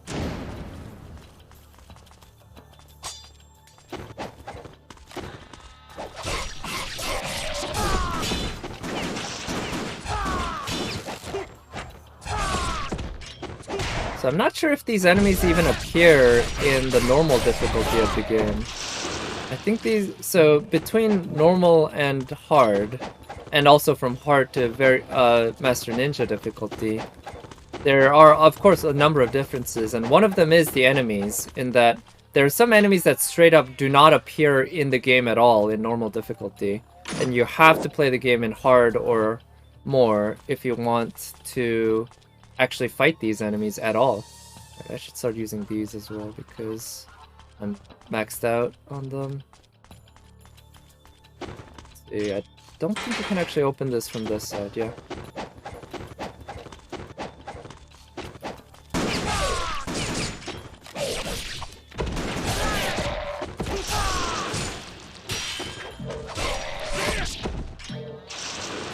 really looking forward to getting the guillotine throw, because that is... Oh shit, I think this is a... yeah. I absolutely hate the bow sections in this game. Okay, so that locks, and...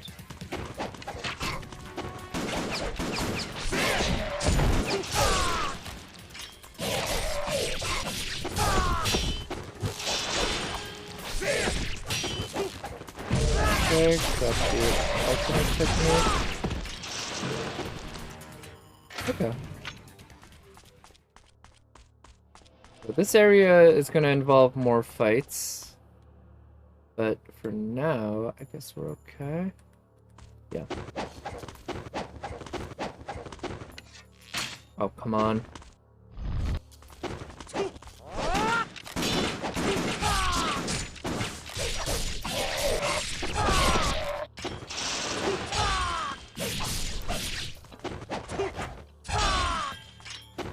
Fine, gonna go this way. Alright, well, thank you for coming by, Ned. Yeah. And yeah, I hope I get Jean instead of Clay as well. Good night. Sweet dreams. Alright, I'm gonna unlock this door. Oh, this is where I get the Lunar Staff. Lunar Staff is a good weapon. What's up with these spam bots? Shit. But yeah, the Lunar Staff's a good weapon. But it also does control very differently from the swords in this game.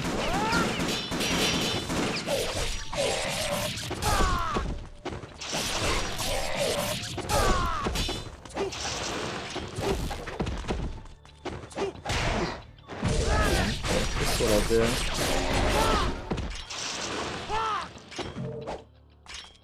Actually, I think if I go back here, the enemies are going to respawn, but that's okay. Not a big deal. The enemies aren't all that difficult. But let me open this. Pick that up. Then there are going to be enemies here that respawn.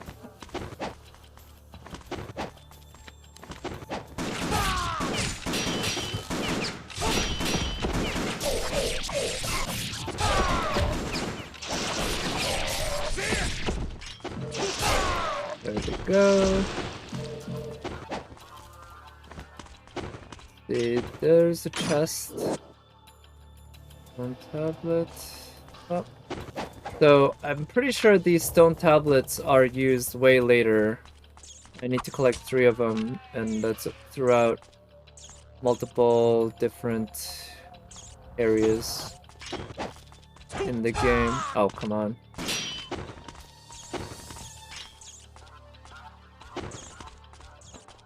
Let's see. How can I handle these guys?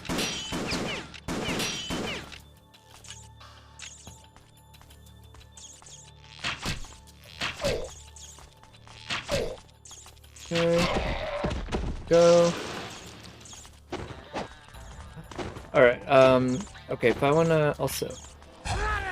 This way I can maybe collect whatever orb he dropped. Not that hard. Now to get to this guy, I believe. I might want to just use the bow for him as well.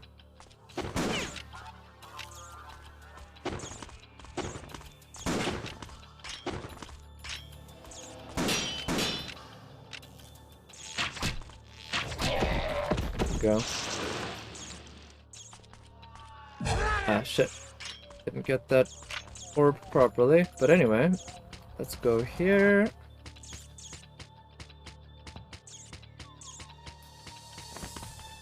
That nice little chest. Life of the Gods.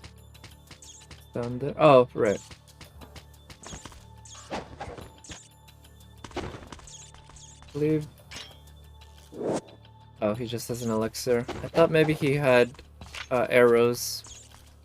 Like infinite arrows that I could use.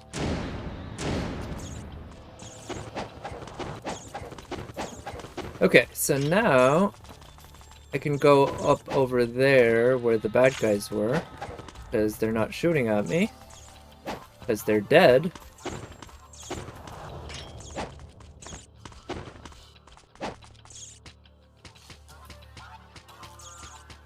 Work our way there, and I believe I can pick up something over there where that other guy was. And also, these mouse squeaks, or rat squeaks, pretty annoying. Not gonna lie, not a fan.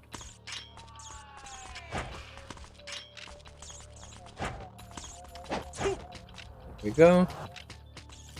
Oh wait, no. I'm gonna have to drop here. Because, yeah, when I go over there, the game spawns enemies.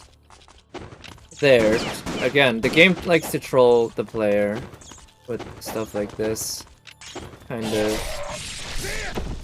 this game style. There we go. Pick up the orbs.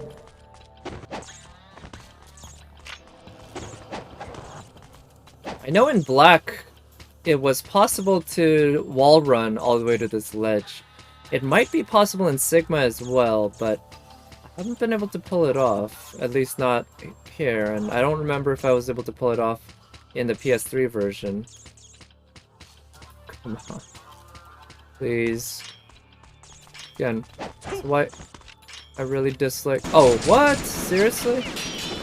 These guys respawn? I don't remember that part. The game just demanding that I...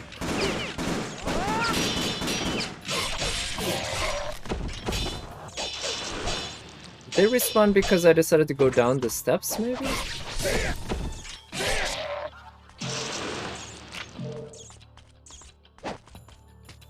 Let's see. Let's see if they respawn again once I go. If they do, then I'll just have to use arrows to kill them. But, yeah, we'll see.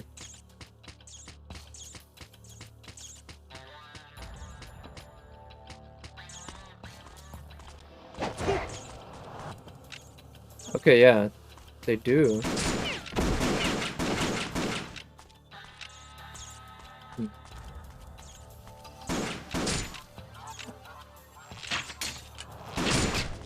Guess it doesn't take too many arrows to kill him, but I don't have...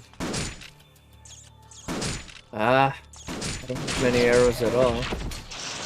I'm just gonna have to come back to pick up whatever's over there because I'm out of arrows and I can't kill these guys from long range without arrows. That's such a pain. Like I said, the game likes to troll players, and even though I'm pro-trolling in general, it makes for a worse game at many parts, sadly.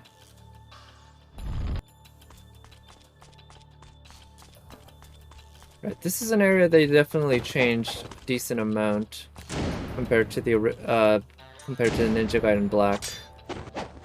Now, they're not hugely significant, I will say, the map changes, but they are there and quite noticeable.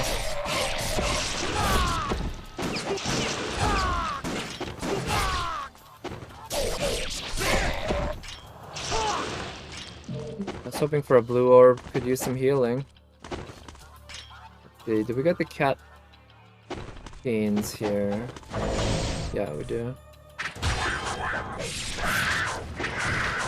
So these guys were slightly nerfed in Sigma compared to Black.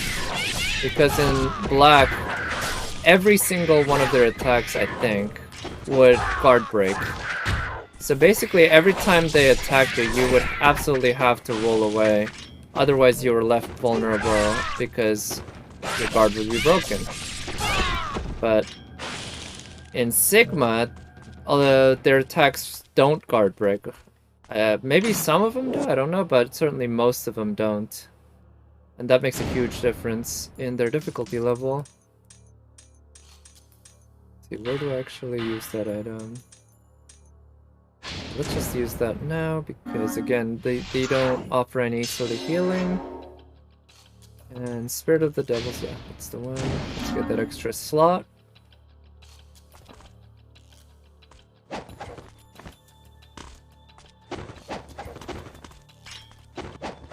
And let's go visit Muramasa.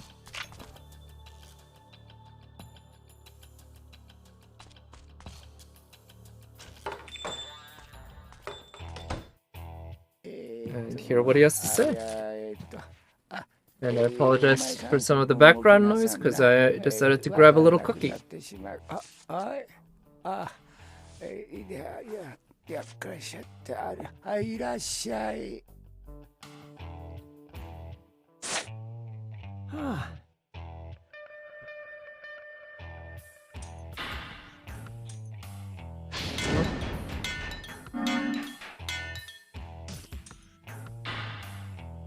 Should I buy some of these? I think I should. Talisman of Rebirth I'll buy a little later. The map. Only 100, not very expensive.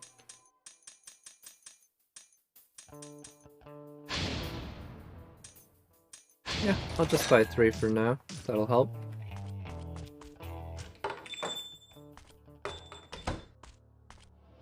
Before I proceed, I'm gonna go back to the save point and save. Oh. Well, so much for that.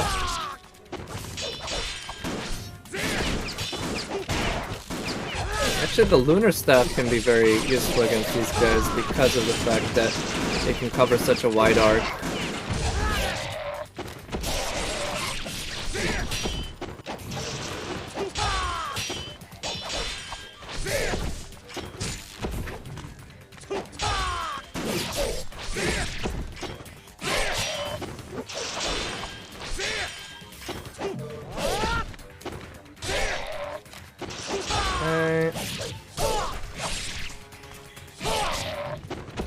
I appreciate how these guys who block this Flying Swallow do have shields in their character model. So it makes perfect sense that they'd be able to block it. There are other enemies in the game who will just outright block your Flying Swallow, as well as certain other attacks, and it's really based on RNG, and that is one area of the game that I will criticize pretty heavily. That there's a lot of RNG involved in whether or not a hit connects. Basically, the game rolls an invisible die whenever your attack hits an enemy, at least on certain enemies with certain attacks. And just, oh shit, and purely depending on the RNG, that will determine whether or not your attack connects.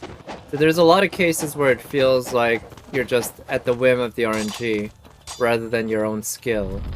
Because you can do everything right, and it'll still, your hit will still not connect. And it just means you have to do it again, and again, and again, until it rolls correctly. Which is kind of a shitty way to design a game like this. Alright, so I'm gonna come here at another time, but I don't know if there's something here. Oh, I might die here. Yeah. I should have healed up, I guess, but I felt like I had messed up a decent amount that I'd rather just restart.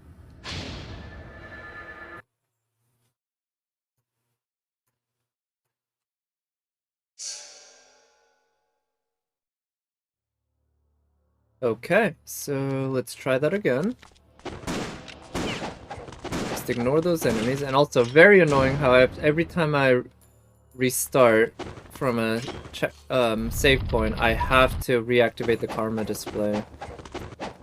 Yeah, a lot about the UI in this game that has some major issues, and you know, that comes down to the original PS3 version of the game more so than this re-release. But you would hope that when they made this re-release that they would actually fix some of these issues or alleviate them, but no. Like I said, they basically did absolutely nothing to change the game or improve it in any way, fixing its many issues. Alright, I think I'll just avoid that area for now because the area where I got killed earlier is an area that I'll have to come back to another time.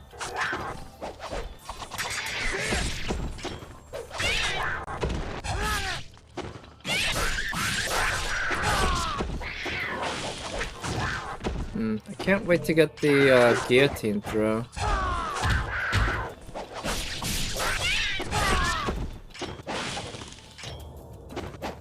Nice, got that.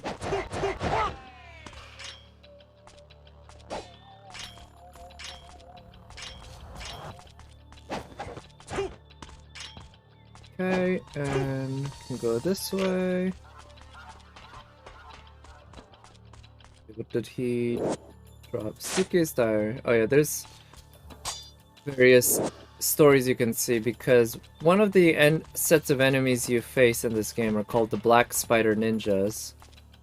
And, well, obviously they're ninjas and they all have a certain type of costume. Not all identical, but all similar. And you can see sort of their diaries and their stories right up until they died. Because you run into a lot of their corpses, which obviously they died before they ever ran into you. A lot of them, of course, also die after running into you.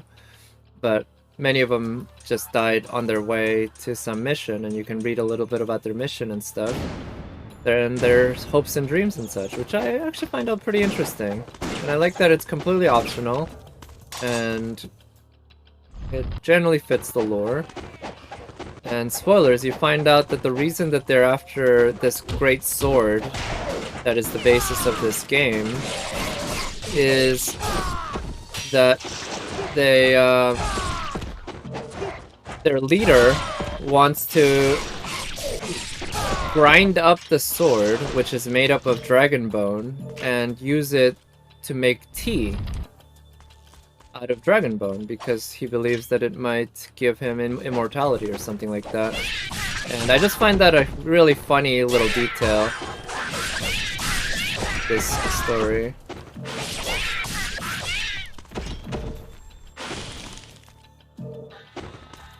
Alright. I feel like with those cat enemies, I think you always face them 3 at a time. Can't remember ever seeing ever seeing more than 3 or fewer than 3, or I guess I saw sometimes 2 actually, so 2 or 3 at a time. So back when the original Ninja Gaiden came out, it came out on the Xbox, and there was a big silver X here, which would heal all your wounds and fill up your key meter, and it was just a nice little Easter egg. But of course they couldn't do that for the PS3 version because you don't want to be advertising the Xbox on a PS3 game.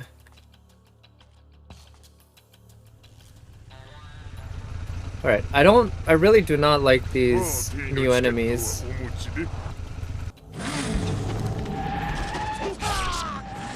Because these enemies did not exist in the original Ninja Gaiden or Ninja Gaiden Black in any form. Shit.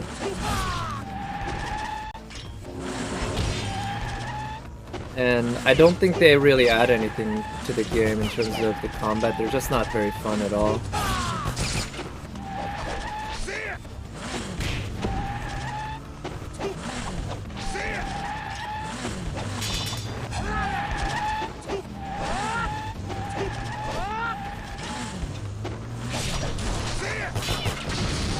And they're also a pain to deal with when you don't have the guillotine throw, because one of the primary means of getting them to fall off their bikes is by using the guillotine throw. But obviously if you don't have the guillotine throw, you can't use it.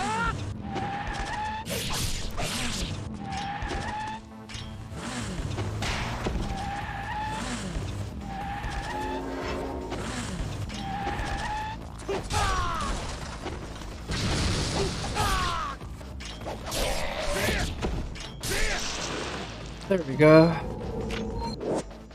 The lily key. There's a safe spot.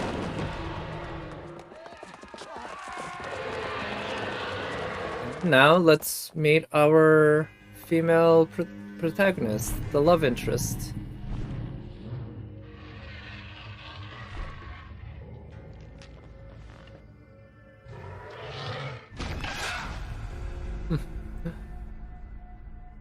It's funny, all three Ninja Gaiden games, at least all three 3D ones, each one has a different female protagonist, but they're all interchangeable. The first and the second ones, in fact, almost look identical to each other. They both wear black leather, they're both blonde, they both have, you know, similar facial features and certainly similar body features. 魔人潰しのレイチェル。 And there's just no reason あれ that が they 魔 should 人っ have てやつか。 changed the character, めった but に見るも for のじゃない some けど reason they も did. ともとはどれも人間だった。人間？素質の問題よ。そうなってしまう人は避けようがないわ。悪人だろうが善人だろうが。お前も並の人間じゃないな。複雑よね。あなたは？ドークという重機卿を知っているか？居場所が知りたい。どういうこと？奴を殺す。何を言ってるのか分かってるの？殺せるんならとうに私が殺してるわ。あいつは私から妹を奪ったのよ。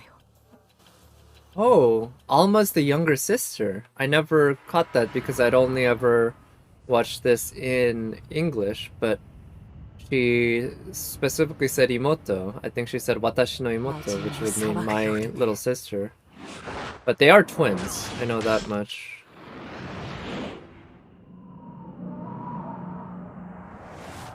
どうやら話が合わなかったらしい。気にするな、ただの通行人だよ。ま、ドークとやらの話はうまくいってほしいもんだな。ああ、そうだ。レイチェルのことはよく知ってるがね、いい子だよ。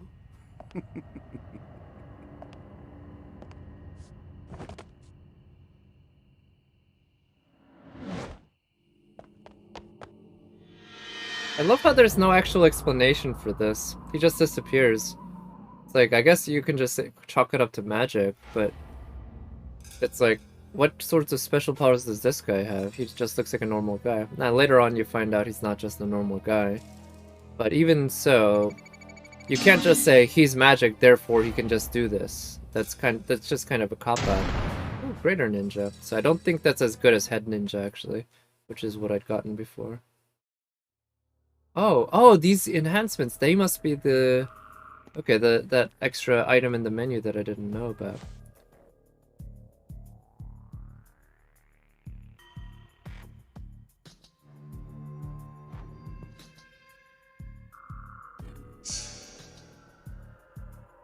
The Fiend Hunter. Twin sister. Yep. Oh, shit. I forgot that there are segments where you have to control Rachel in the Sigma version.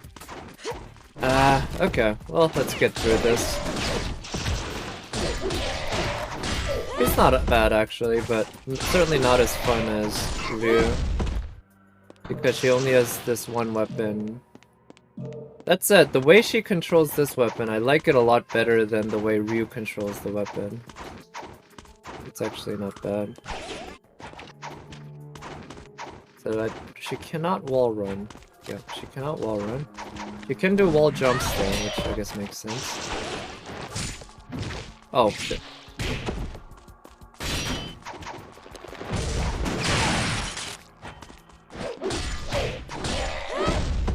Go.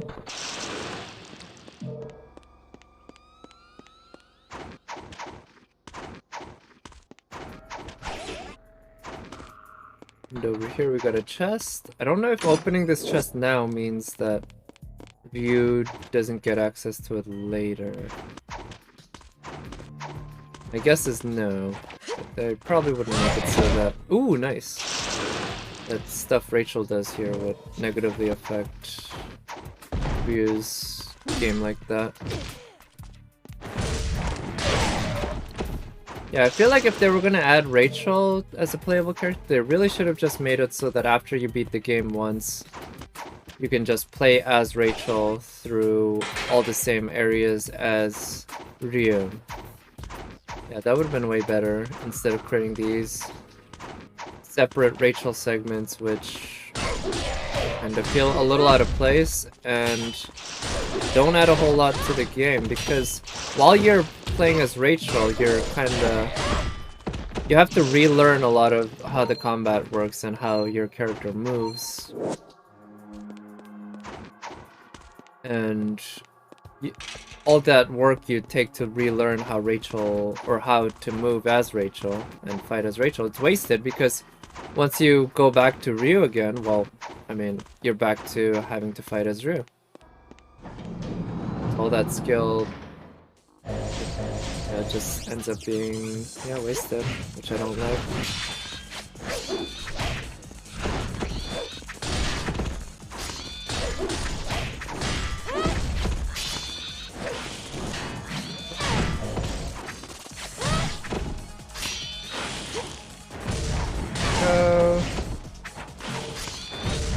Ultimate technique.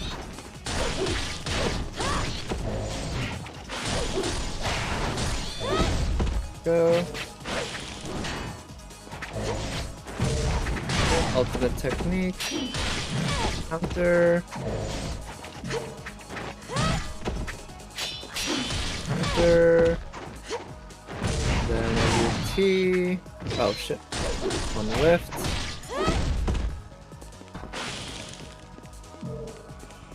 Okay. Took care of these guys. Let's go through this gate. More bad guys. Nice. I will say, I do like the zoom in camera effect in this game. And it's way better than in a game like Ninja Gaiden or even a Devil May Cry, because or not Ninja Gaiden, sorry, God of War or even a Devil May Cry, because of the fact that unlike those games, when the camera does zoom in and all of that, it does not slow down time. That is something I find absolutely, maybe not infuriating, that's a strong word, but just frustrating about God of War and even Devil May Cry 5 or DMC. That during those kind of cinematic segments, it decides to show them in super cool slow-mo, look how awesome it is, and it just slows down the pacing of the fight for no good reason. I much prefer it if the pacing of the fight is never affected and everything goes at the same speed, and yeah, it's just really frustrating to me when games decide to do that, or developers decide to do that with their games. It's so stupid. And it makes the game way less fun. Yeah. Right then, we got elixirs. Benediction. E. Celerity, potency, kicks and throws. Yeah. Let's just stick with the sun now for the extra damage. On.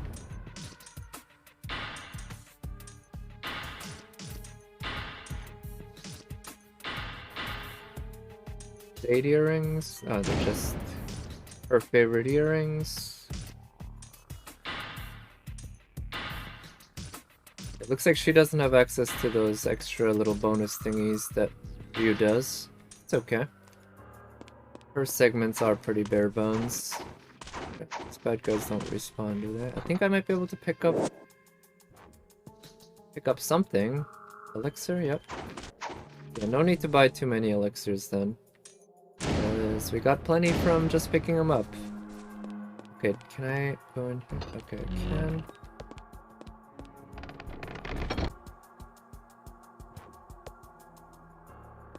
Right. I'm just gonna check out the outside area because I want to go up the stairs where Muramasa's shop was, just to check if I missed anything.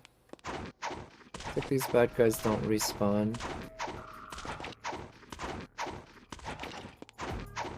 Okay, yeah, I guess there's nothing. The only way to cross that chasm is if you have Ryu who can do a wall run. Rachel cannot do a wall run. She's not a ninja, even though she's a fiend hunter.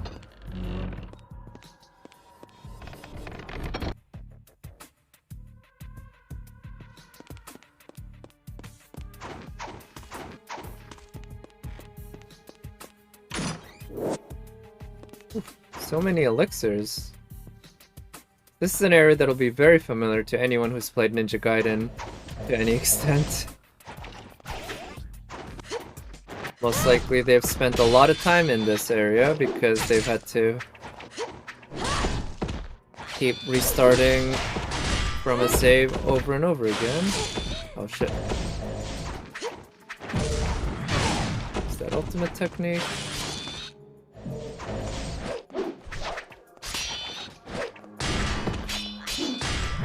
Is the counter?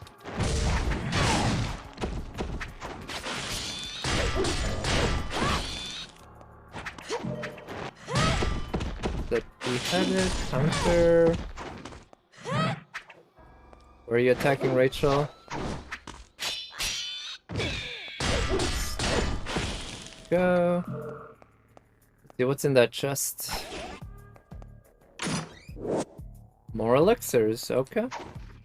Plenty of those.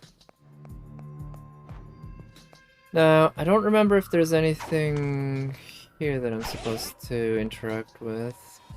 Looks like it was made to display some sort of holy relic. Those without faith shall be doomed to wander the depths forever. These depths forever. Sure. So let's go here. I believe that's the next area that I'm supposed to get to.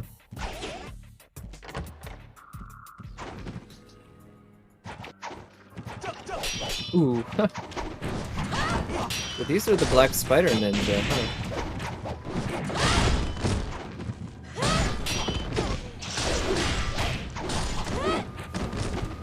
Okay. Ultimate technique. Oh shit. I have to use the iframes from that attack.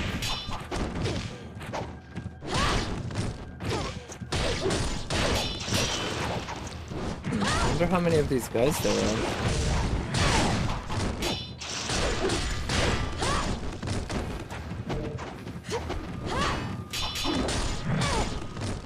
Go. I guess it's just 8. Too bad. And these guys will certainly look familiar to anyone who's played Ninja Gaiden Black in hard mode or above, or played the mission mode. Some of my favorite bosses in the game. This one in particular, I believe her name is Ishtaros. Yeah, Nikkei and Ishtaros, I believe, are the names of those two gods slash bosses. 混沌が全てを支配した時代、全ての古代氏族の血は混ざり合い、その形質が魔人へと受け継がれている。掃除の姉妹神、破壊の神ニケ、そして創造の神イシュタロス。彼らの形質は新たな魔人族の覚醒を誘う。So obviously Ishtaros' name is at least partially based on Ishtar. Nikkei I don't know as much about. Maybe Nikkei? Ereshkigal? Ereshkigal doesn't really sound that much like Nikkei, huh? Maybe there's another god that Nikkei is based off of. I do not know. Alright. See how I did.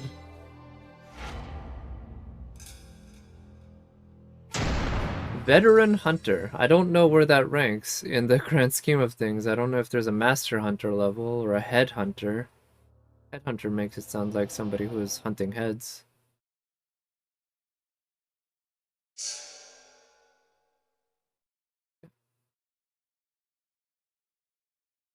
I think what I'll do is probably try to make some progress in this mission and then end the stream there. Been going at it for about 2 hours and 15 minutes. I think probably another half hour, maybe a little more might be good. Because I am loving this game, really enjoying it. It's a little easier than I'd remembered. Or at least it's a little easier than I expected. I know the game actually isn't that hard once you acclimate yourself to the general combat system and everything. But I was thinking, this is certainly not an easy game by any stretch, and given how long it had been since I last played it, I thought, you know, there would be some acclimation period, and it probably is, but it hasn't been too bad at all.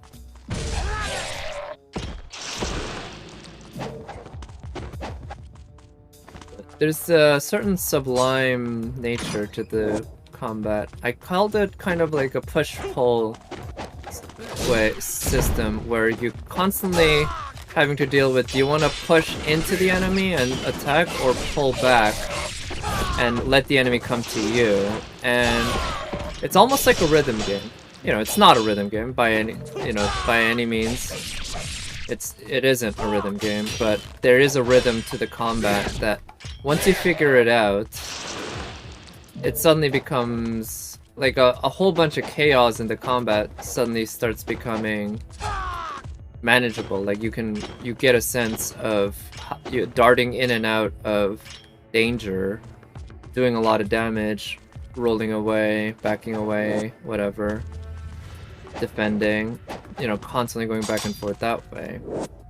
It's like riding a wave, just constantly in danger, but at the same time, it's really exciting.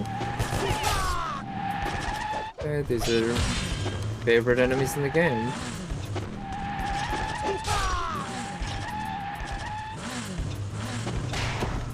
Damn, I need to watch out better which way I dodge.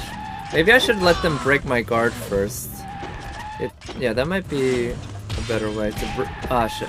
Okay, well, just as I said that, I let them break my guard, and then I need to be very cognizant of which way I roll when I fight these guys.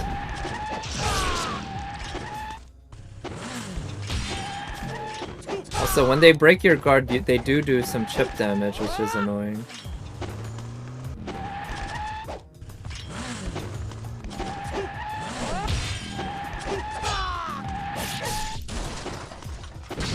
That's obviously one good reason not to let them break your guard, but rather to just roll out of the way.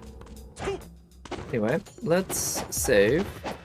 And we can also heal up, because it is possible to use that healing station as many times as you want.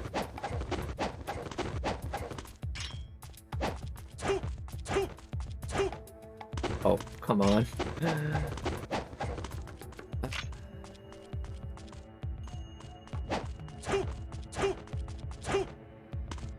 Okay. So clearly they designed this area with basically perfect platforming in mind. But the thing is, this game is just not well designed from a platforming perspective. The way Ryu controls, it just doesn't work very well for platforming. And sadly that really rears its ugly head towards the end of the game, during the climax, because there's a significant chunk or significant portion that requires platforming after you've beaten the game, essentially, after you've beaten the final boss. Well, not quite, you still have to face one more boss, but it's very close to the end, right at the climax. It kind of ruins what's otherwise a decent ending. I mean, the game's ending is not great, ever, but would have been much better without the platforming.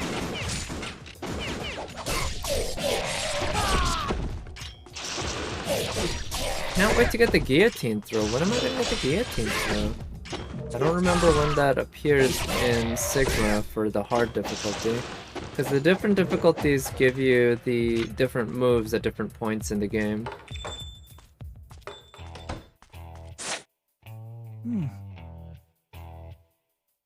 I believe oh, well, nice. Isn't a drop. That's sweet. I'll take it. Maybe I need to collect 10 scarabs if I want to get...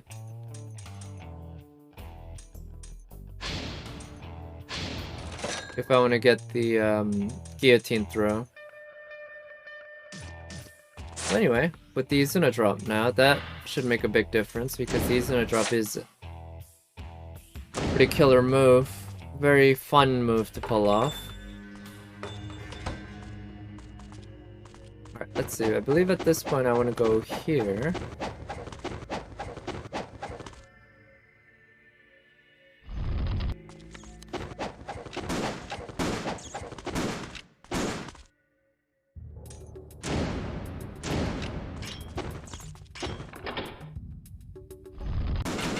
go.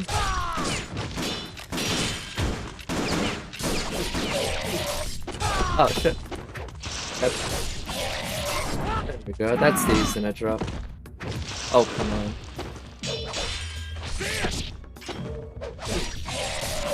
There we go. Oh, come on. That. Oh, no, that did kill him. I thought maybe that Izuna drop didn't kill him, but the Izuna drop itself, that one throw does a shit ton of damage. So it's usually enough to kill any enemy that's small enough to get caught. And also the slam downwards does a lot of damage to any enemy that's on the bottom area. So.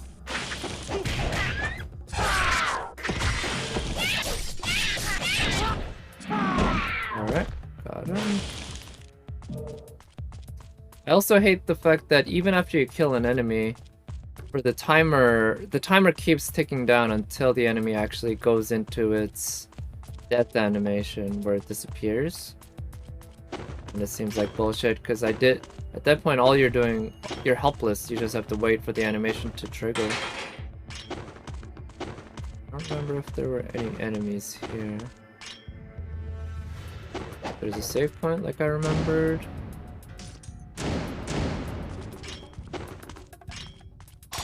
Oh, there used to be a door here. You can actually kind of see that, yeah, it was designed so that there's a door here. But I guess when they rejiggered the map for Ninja Gaiden Sigma, they decided to not put the door there for some reason.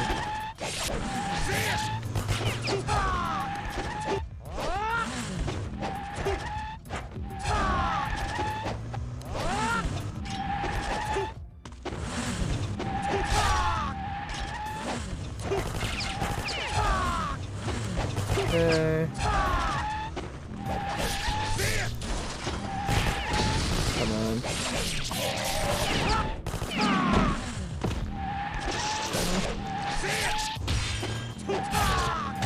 Oh shit, that's the weakness of the Flying Swallow, a very long recovery time. Which is uncancelable as far as I can tell. Oh, come on. That would have killed me if I didn't heal up first.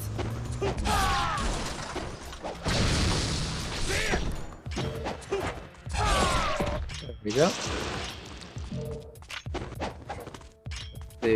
I believe I want to go through this door.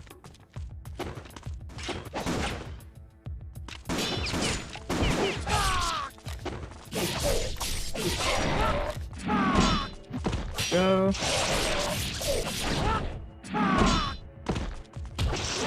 Cannot wait to get the guillotine throw. There's so many opportunities here to use it, but without actually having the move, obviously I can't use it. Yeah, Pegasus, good. And before I activate the, oh wait, looks like I can't actually break this yet because I need a either a shuriken, an explosive shuriken, or a heavy weapon to break through that, and I have neither so far. I didn't know these guys respawn.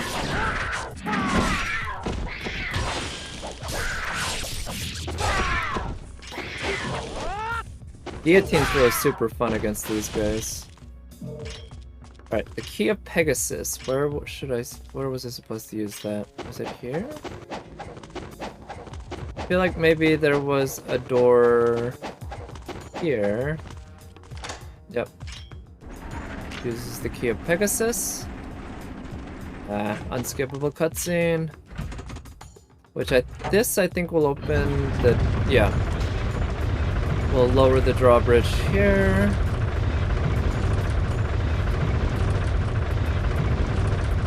Unskippable cutscene, and I think some cat fiends might. No, they don't spawn here, huh?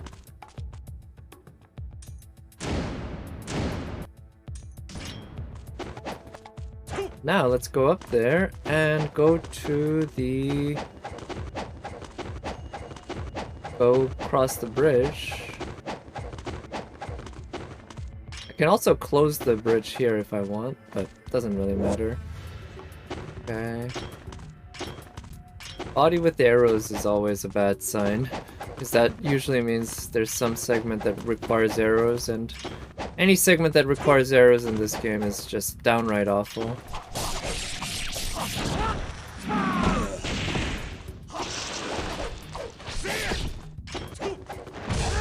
Okay.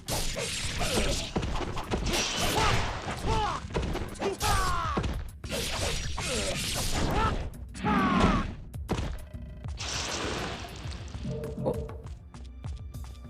Okay, yep, there's a scarab here. And I believe the ninja don't respawn. Maybe they fixed that from Black, because in Ninja Gaiden Black, those ninjas would actually respawn if you entered that little nook to save and then got out. It was kind of an annoyance, but I mean, I guess it just means more yellow orbs and more practice with the combat. So how am I doing in terms of the life of the gods? If I have 9, every 9 you can use it to extend the length of your life bar.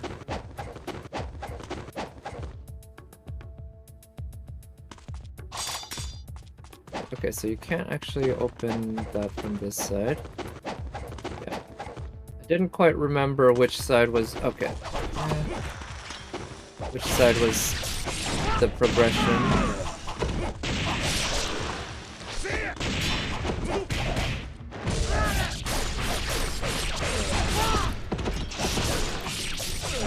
I guess it's the other side. Although on this side, as you can see, there are some things you can pick up, such as the golden scarab.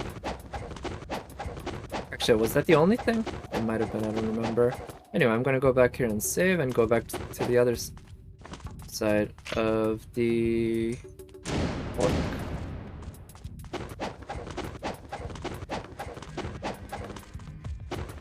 This area might look familiar if you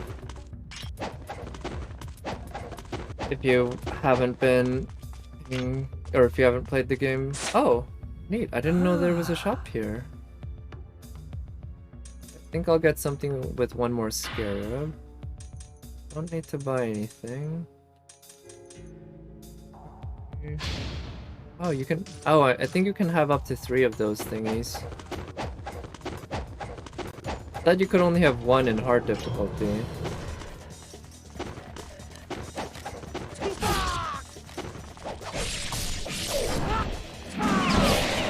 Just kill 3 of them. Oh, come on. You interrupted me out of the ultimate technique. Oh shit. There we go.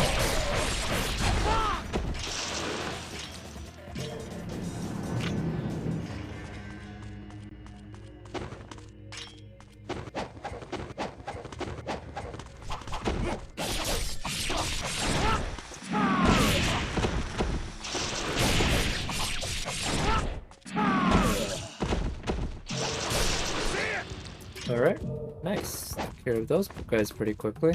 And indeed, it has the exact same item, in fact, as before, as the one that Rachel picked up when she was there.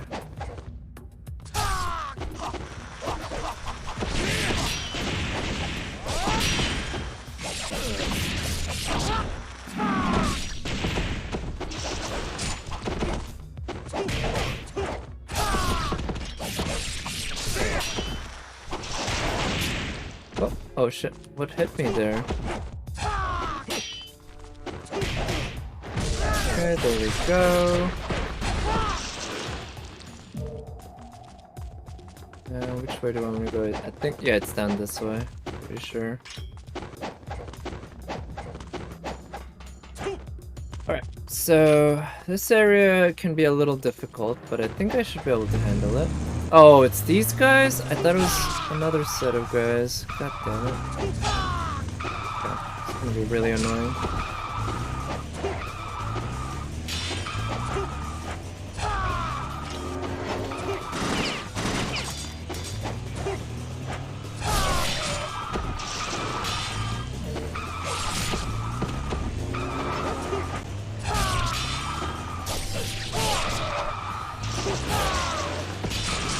Oh, come on. I think I might as well restart, but because I don't want to waste the talisman, but let me get some more practice with these guys. Maybe I'll just use Ninpo.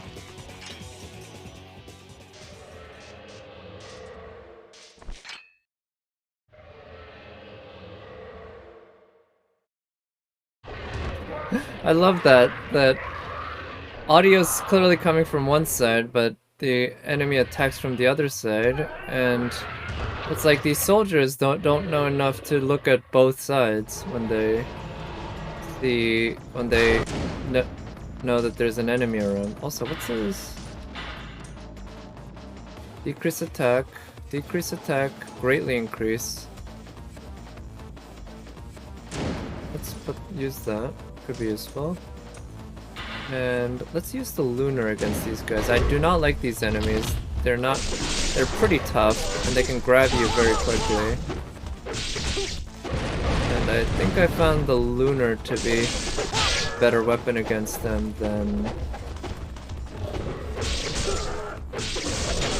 the dragon sword. Ironically enough, considering they kind of look like dragons, you'd expect that the dragon sword of all weapons would be good against them. Their goddamn tail attacks are so damn annoying. At least I haven't gotten grabbed yet. Their grabs are incredibly annoying. Every enemy's grabs... Ah! Yeah, there's the grab. That is very annoying, really. Ah! Okay, I killed one. Okay, I killed two. And killed the third one.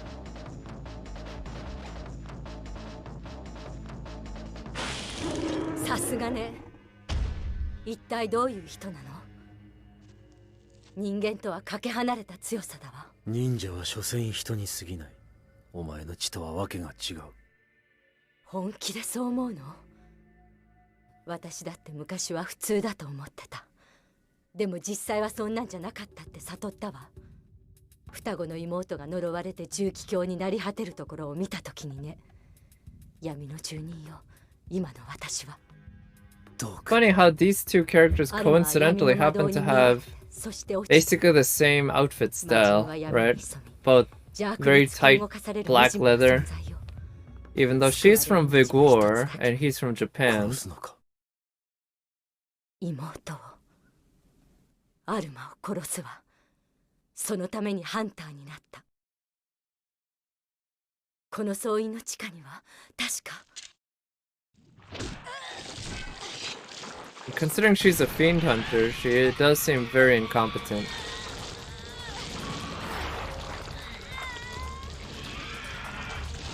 Right, let's switch to the dragon sword.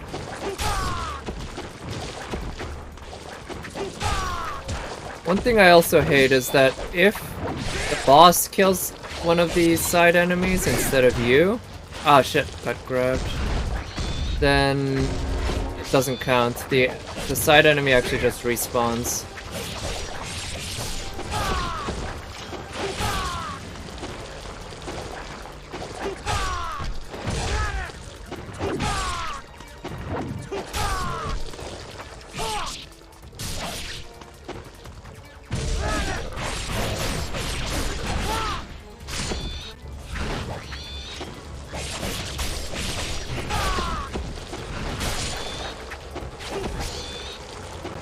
Damn it, not having the guillotine throws really sucks.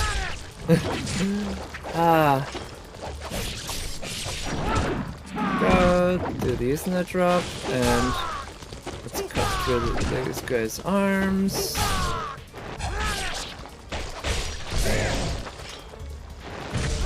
Okay.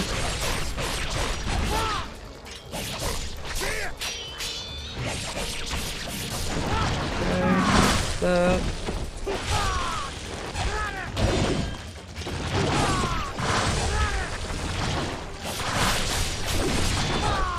Okay.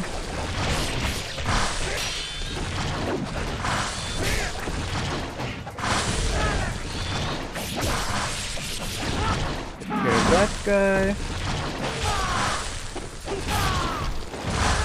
There we go.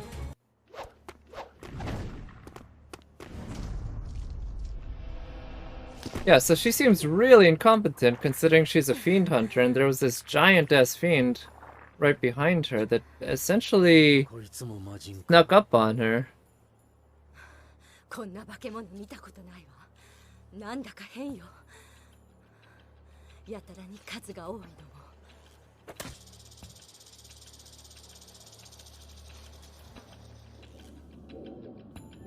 I like this little shot of INA. あやねか。無頼に使われているようだな。魔人の増長は黒竜丸の夢。かの方が未曾有の的にして邪悪なる者に計り知れぬ力を与えましょう。この地へ至り、その魔力尋常ならず強まっています。私も血が騒いでた。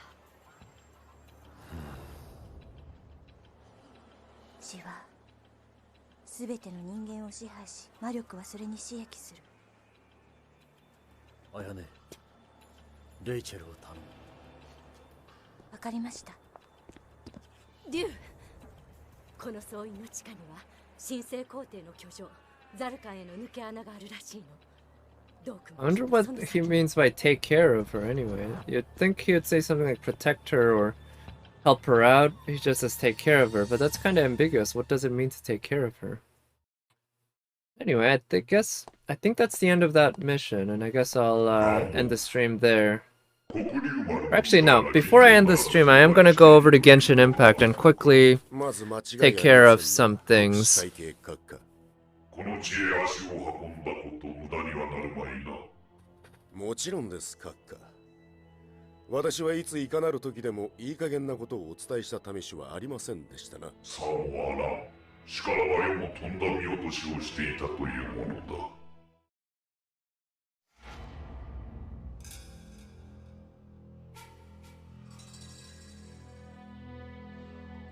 Our clear time wasn't too bad. Also, they don't. I wish it paused after showing the points for each segment, and then I had to press a button to see the total, or just keep them. There's no need to actually make those points disappear, because I'm kind of curious what each one, like how many points each one contributed. Yeah, there's a lot about the design in this game that's really puzzling. And some of it, you can tell it's because Iragaki just loves trolling players. But some of it, it's just... like, it's not even trolling, it's just pointless, bad UI. Alright, these explosive bats. For instance, these are clearly meant to be trolls. You can kind of deal with that once you memorize which chests or do that. Also, they change which chests have bats and which chests have like stuff that you want, right? And which chests have exploding bats and such between difficulty levels. So if you memorize which chests are good for easy or normal mode and try to use that knowledge in harder difficulties, you're not gonna have a good time. And same goes with Master Ninja mode after hard mode and such. But yeah, let me just load up Genshin Impact. I'm going to quit Ninja Gaiden Sigma. But wow, that was fun, and I gotta say, whatever latency issues there are, it's not big enough to really, yeah, it wasn't very impactful. Yeah. I was able to manage it just fine. And whatever issues I had in terms of me dying and such, poor performance, that was on me completely, I'll say that. So, yeah, I think it's a good enough port for me to enjoy. But let me just switch over to Genshin and do some... take care of some of the like housekeeping and such. Let's see, do I have it? Yeah, I have it on mouse controlled, which is fine. Usually when I do a lot of playing, I like to use the controller, but for the purposes of this, keyboard and mouse should be fine. So how many... I have 3 condensed resin, 60 resin. Let me just condense this.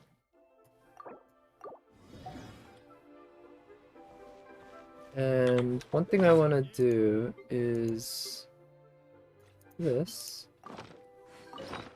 And I don't like putting these in because they seem to give me rocks, and I don't want to get rocks because those are not worth any resin. In terms of materials, let's try doing this. I've used the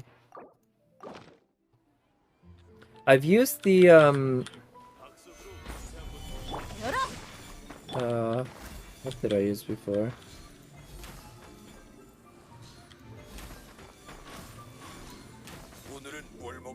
I've used the Ruin Guard drops before, and those drops were alright. I'm guessing all the enemy drops are probably give the same thing.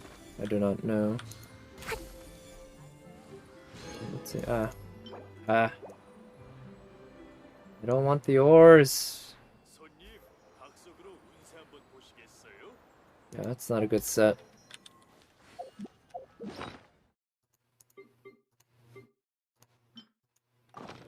Let's go into my Serenity Teapot and just quickly collect my rewards. 앉아서 같이 What to do? Pick that up, pick that up. Still working on these friendship for these folks. Which I'll just hold on to the 주전자 속 설계와 관련된 now. 문제라. And I know there was at least one other thing I wanted to do. So for the foreseeable future, I wanna get her up to level 90. I don't really have that much more for that right now, as well as the XP books and such. Yeah,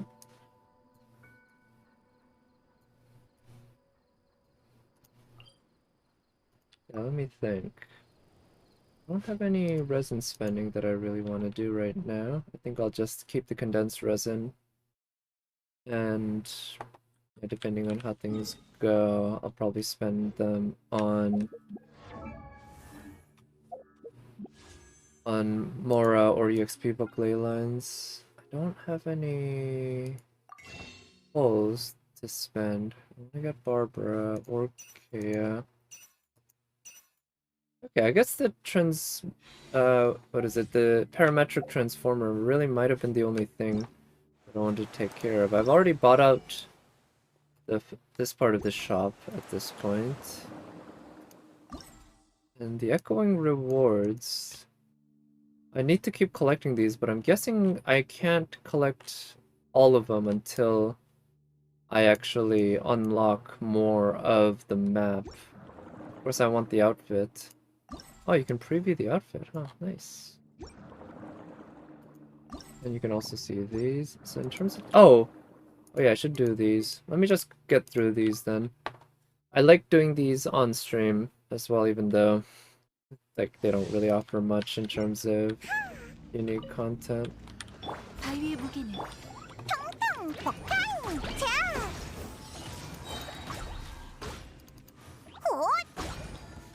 Right. So when you use her burst, it looks like it attaches something, 전장을 청소해야겠군요. or it creates something that flies around next to you that might do some attacks, maybe? Let's see. Her burst cooldown's actually fairly short, huh, in terms of time? But yeah, it seems to shoot lasers with you as you attack. Oh wow, I can't remember the last time I saw that guy fall down. I feel like I've seen him fall down like that before, but it happens so rarely. That's pretty neat. Clay is pretty awesome. I'll give her that.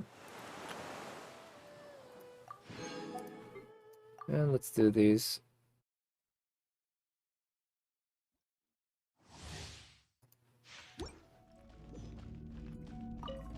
얌전히 있어. 도망치지 말라고. 6398식 바람균이 Looks like this is a C1 Sucrose, or C0 Sucrose, sorry, because C1 would give her an extra E 얼어붙어라. to use immediately. 블리츠. 찌릿찌릿할. 7호식 잘 슈퍼 봐. 바람보균 이건 어때? 이 순간은 영원할 것. 차! 차! 캬! 하!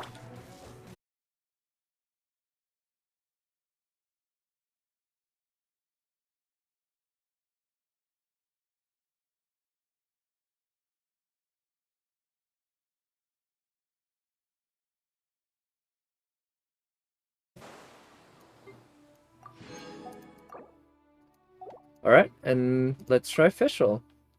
The only character I have C6 still. As far as I can remember, other than the Traveler, Fischl is the only C6 character I have. 나와라. 얌전히 있어. Also, actually, what weapon did they give her? Favonius Warbow.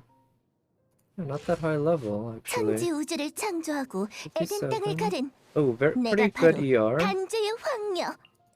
Good attack. 4-piece Noblesse, Elemental Burst. And C0, 888. Pretty good. 암야의 환상. 얼어붙어라. 컷! Okay. I want to get Kaya's burst up, that'd be pretty nice. 레이븐 어둠의 화살. 비. 이건 어때? There we go. Mia. Got his burst up. 차! And let's try using Fischl auto attacks just for the heck of it. Because why not? 아가씨의 뜻대로 백발백중. 시합해보자. 또 시작이시고. Because I have never built Fischl as a DPS. And so basically I never use her auto attacks. It's really her support abilities that I take advantage of.